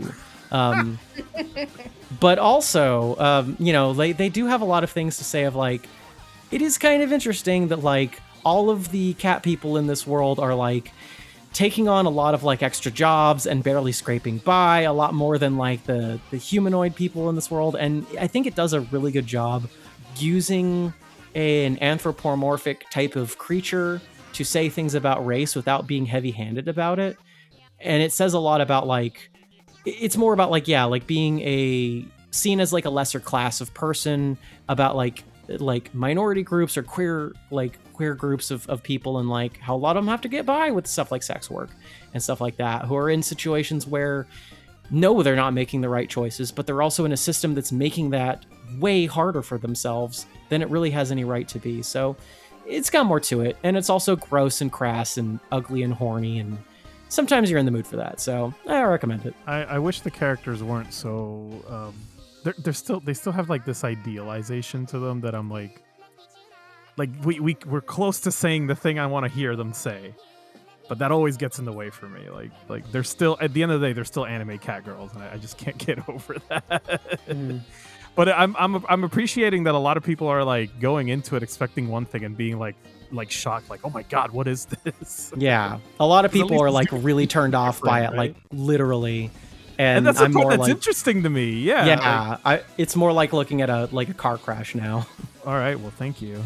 Yeah. What y'all got? I mean, the only game on my brain right now is Delusion. I mean, you've recommended like a half a dozen games already, so it is like off the hook. Okay. The thing about it is when I play it, it's really one of those games that I feel I can I've had some stressful life stuff going on, and it's like I get to feel outside of myself and truly be in this world that is so unique, and there's so much humor in it. It's very funny, it's very dark, but it doesn't feel hopeless, and the decisions are tough, but it doesn't feel like arbitrary or frustrating, and it's got a very distinct art style. I really it's just like for $20 it's like a crazy amazing experience. It goes on sale a lot. And it doesn't also, I get lost a lot in it. There's no like HUD map. It's like very old school, like but I'm I starting enjoy to love that, and like I want more games to not have a map. Actually, you get a map, but you just have a compass. You like bring out your compass, and you can't have any other items, and then you open your map, and I'm like, okay, I have to go west, I guess. Oh, that's so good. And you have to figure out where to get the compass. And you know, there's always discourse. So this is kind of a tangent, but about like yellow paint and like hand holding. It is. I love a game that I'm like, I am 30 or 40 years old. I do not need. I was playing Immortals Phoenix Rising, and my character is like, there's a cracked wall there. I wonder if I could break through it. And I'm like, I fucking hate this, and I quit playing it. Yeah. I don't play a lot of AAA games anyway, so I was like, do you think I've never played a video game before? Also, I've broken like 5 walls. Before that already, one. This is just condescending. It's really annoying. Delusion doesn't do that at all. To where I learned a video game development term today. Do you know what the term is called for like large structure a player is able to see in the distance to act as a waypoint more naturally? I don't think so. The real life technical term for that in game development is called a weenie. A weenie? Like, I didn't know like that. a wiener? Like a little hot dog. All right, There's Weenie Hut Jr. Is that how it came about? I really couldn't tell you. I'd have to look it up. But yeah, so like having like visually striking things and like the distance in like Big Walk or Breath of the Wild or whatever, those are weenies. Those Lucky are weenies. 38. All right. The Yeah, weenie. Lucky 38 is a weenie. So you heard it here first, folks. All Also, my- Shannon, I will have you know that Dread Delusion is the #1 game on my wish list right now that is actually available for sale. So I Hey, will get it let's go. the next Great. time it goes on sale. We should talk about it. And non-game, I got so into Widow's Bay. What is that? I love it. Oh my god. It's an Apple TV show, unfortunately. I know. Like Severance and Pluribus. I haven't finished Pluribus, but I have finished I Severance. finished Pluribus. I thought it was good. Yeah, Enjoy that's what I always saw. like. I love Severance. love- so. I remember when people were when a friend of mine, a really good friend of mine, was recommending Severance. Was like, this show is perfect. The only thing I hate about it is that it's on Apple TV. So Widow's Bay is sort of like, okay, so do you remember the tweet that was like, oh my god, I went to a Halloween party dressed as the Babadook, and it was like a grown-up Halloween party, and I was so embarrassed. Yeah. Or if you Google Babadook Halloween, you'll see it. So that woman is the showrunner, the person Oh who my did that God. in real life. She was a Parks and Okay. Rec writer. And Widow's Bay, it's like an island in New England, and there's a mayor played by Matthew Reese, Mayor Tom. He's sort of like the mayor in Jaws, where there's creepy supernatural stuff happening, and he wants tourists on the island. So he's like, it's fine. Like there's like ghosts in the fog, or there's like weird things, creatures in the water, or like something is wrong on the island, and he just wants. He's so desperately. He's a little bit cowardly and a little bit selfish, but he's not a terrible person. He just really wants a better future for the island and wants people to come there. And then Stephen Root, amazing character actor. I mean, he's like King of the Hill, Barry, a bunch of Coen Brothers stuff. Oh, nice. He's like the handler in Barry. Stephen Root's, he's like the stapler guy in Office Space. He's been in a billion things. Yeah, that guy. Stephen Root is the guy on the island who's like, no, you need to heed what the island is saying, idiot.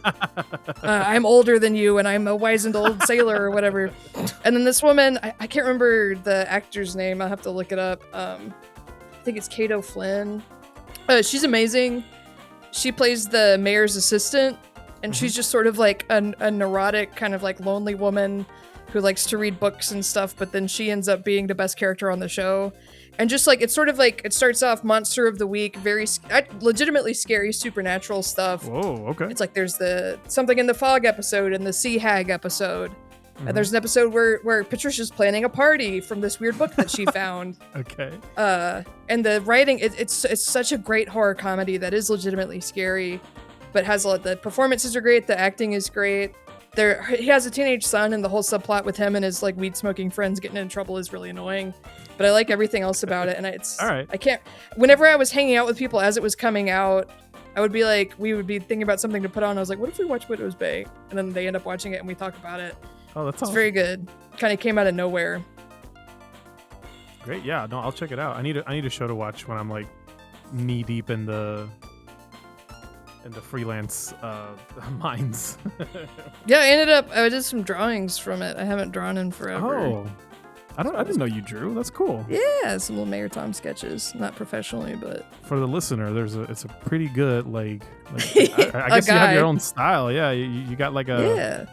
like a very I wouldn't say realistic. It's got like a it's got like your own identity to like the details. It's kind of I'm not gonna call it caricature either, but It is a little bit. Thank you. I love drawing. I just don't. did you Yeah, ever stylized have you realism. ever pursued drawing at all? Yeah.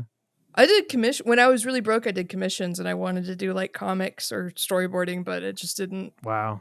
Okay. It'd be like in another life. I want to that's do awesome. more. When I get inspired by stuff like over quarantine, I did a ton of Lupin the Third fan art. Nice. Yeah, you did. But I was like going crazy, and I didn't have a job at the time for a minute, and I was just like, bleh. But yeah, That's awesome. Widow's Bay inspired me right. to like want to Perfect. write and draw and like That's make great. short films. Like it's another one of those things. Wow. Good art does that to you, huh? Yeah. All right. Jorge, you got any recommendations yeah. before we go? I'll do mine real quick. For games, hey, play Paranoia Escape in memory of Screaming Mad George. I was who about passed away. to recommend that. Yeah. Yeah. It's really sad. We lost a good one. Pretty amazing artist, VFX mean, artist. Yeah, he's Directed almost a 7 game years old. once. So Recommended. Then, if you want a movie about morality, I actually got into Lord of the Flies, the '63 version, the really old black and white one. I kind of went into it being like, this is gonna be weird, and like, I don't know, I don't really like the subject, but like a friend of mine really liked it, so came recommend it. And a new BBC show came out, so I'm like, okay, I gotta get ready before I watch the remake. I want to watch the original. Spoiler alert: I didn't like the new show. I actually really liked the old black and white movie. Nice. So I'm gonna throw that in as like it's pretty short actually, but it is a movie about like morality. It's a little cynical. It's a little jaded. That's like the one critique I have of it. But I do love like there's a line that sets it up so perfectly, and it's the moment I was hooked on the movie.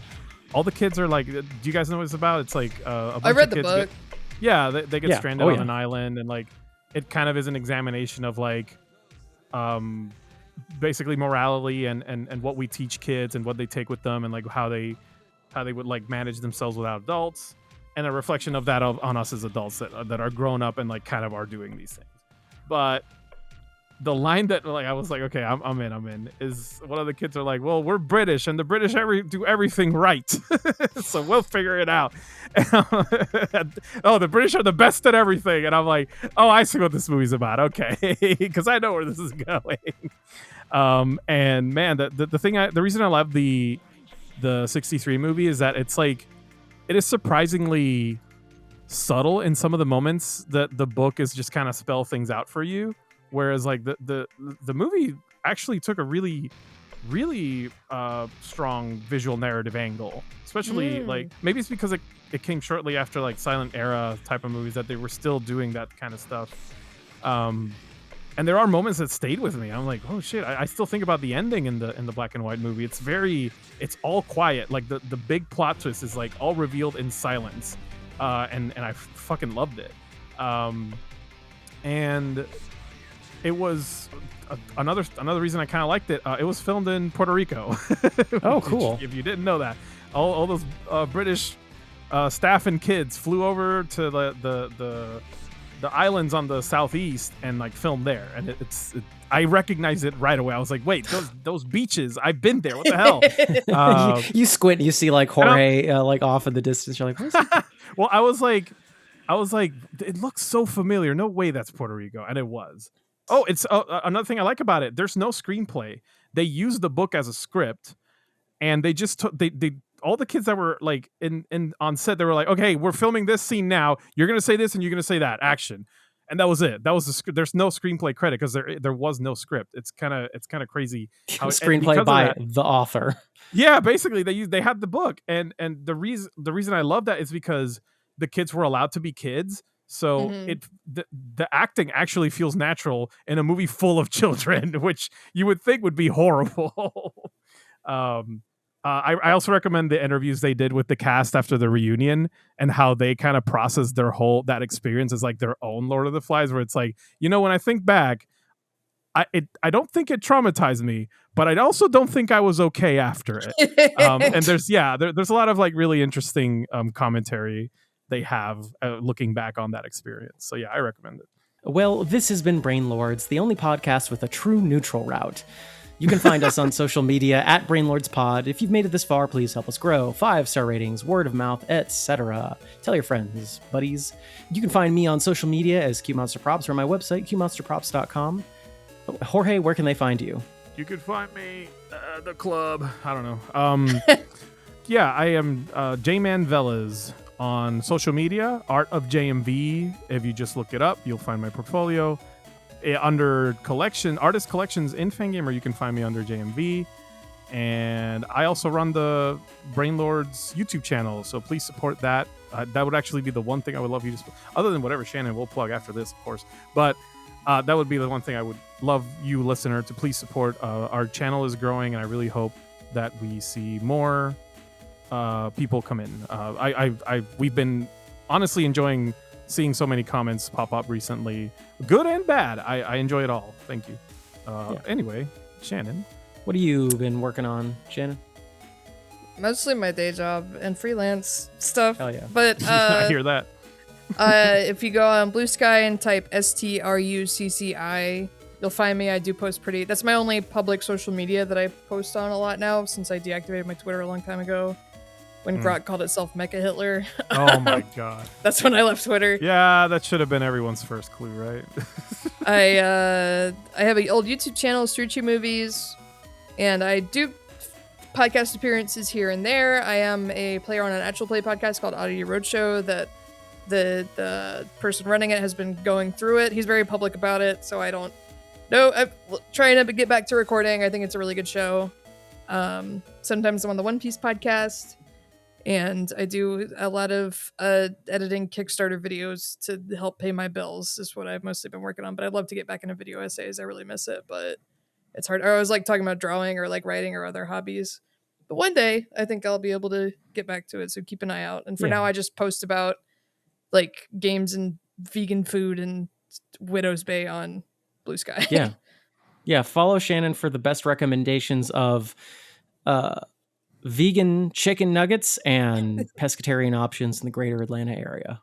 100%. Yeah, but also, just places to go, actually. Like, we need to hang out, because it sounds like you know where the cool stuff is. Damn it. You've done the due diligence and applied the scientific method on what good vegan cheese actually is. Yeah, I'm lactose intolerant. I'm not even vegan. I'm lactose intolerant. Yeah, I love... That's something, too. I feel so lucky I have a lot of friends that I can, like, go out and hang out with and go into, like, concerts or hosting like murder mystery dinner parties with my friends or trying to. There's a One Piece drag show recently. What? Does it have a punny name? Please tell me it has a punny name. It was just called One Piece Drag Brunch, but someone cosplayed Boa Hancock and danced to Boa.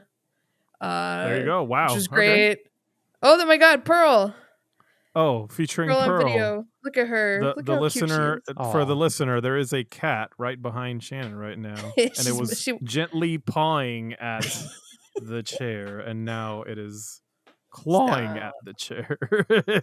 Please stop. That's a good chair. Please stop. Speaking of Baldur's Gate 3 and little goblins. She's got a little deformed face. I love her. Yeah, well, thank you for coming back on the show, Shannon. We missed you. You're really cool. It's you added a lot of honestly really good games to this discussion. Yeah, that I honestly would have forgotten if it wasn't for you. So thank you so much for having me. Absolutely. Yeah. No, we always a pleasure. As I sang earlier, this is not the first time nor the last time we shall meet, and I will look for any and all excuses to have you on again. So until then, Shannon, take care. Thanks for joining us. Thank you. Questions, comments, and inquiries can go to brainlordspod@gmail.com. You can see all the stuff we're up to on our Blue Sky at brainlordspod at whatever that stuff is. Just look up Brainlords. It's just a 1994 Super Nintendo game. The SEO is not that crowded, y'all. And you can find us where all other places where podcasts are born. We have been your Brainlords for this evening, reminding you that context beats content every single time. Thank you. I promise to let you all know if a zombie bites me. Yes. And remember, the choices that you make in video games are tacit implications of your general moral demeanor. Oh, no. What does it say about me? This is all true. Everything you did happened for real. Mm-hmm. Now I will hit checkout on my cart full of 99 Anya Nendoroids.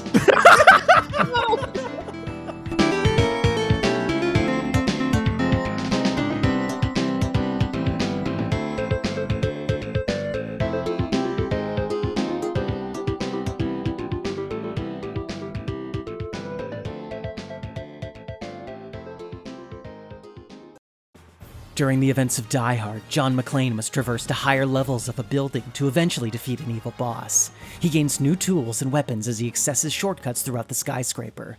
Sounds to me like your classic Metroidvania. Screw the hero's journey. Ever see a movie and feel like it was closer to a video game? Next week on Brainlords, returning guest and cinemaphile Banshee Beats helps us discuss some video game-ass movies. Now, The Emperor's New Groove, it's just a co-op Metroidvania, you see.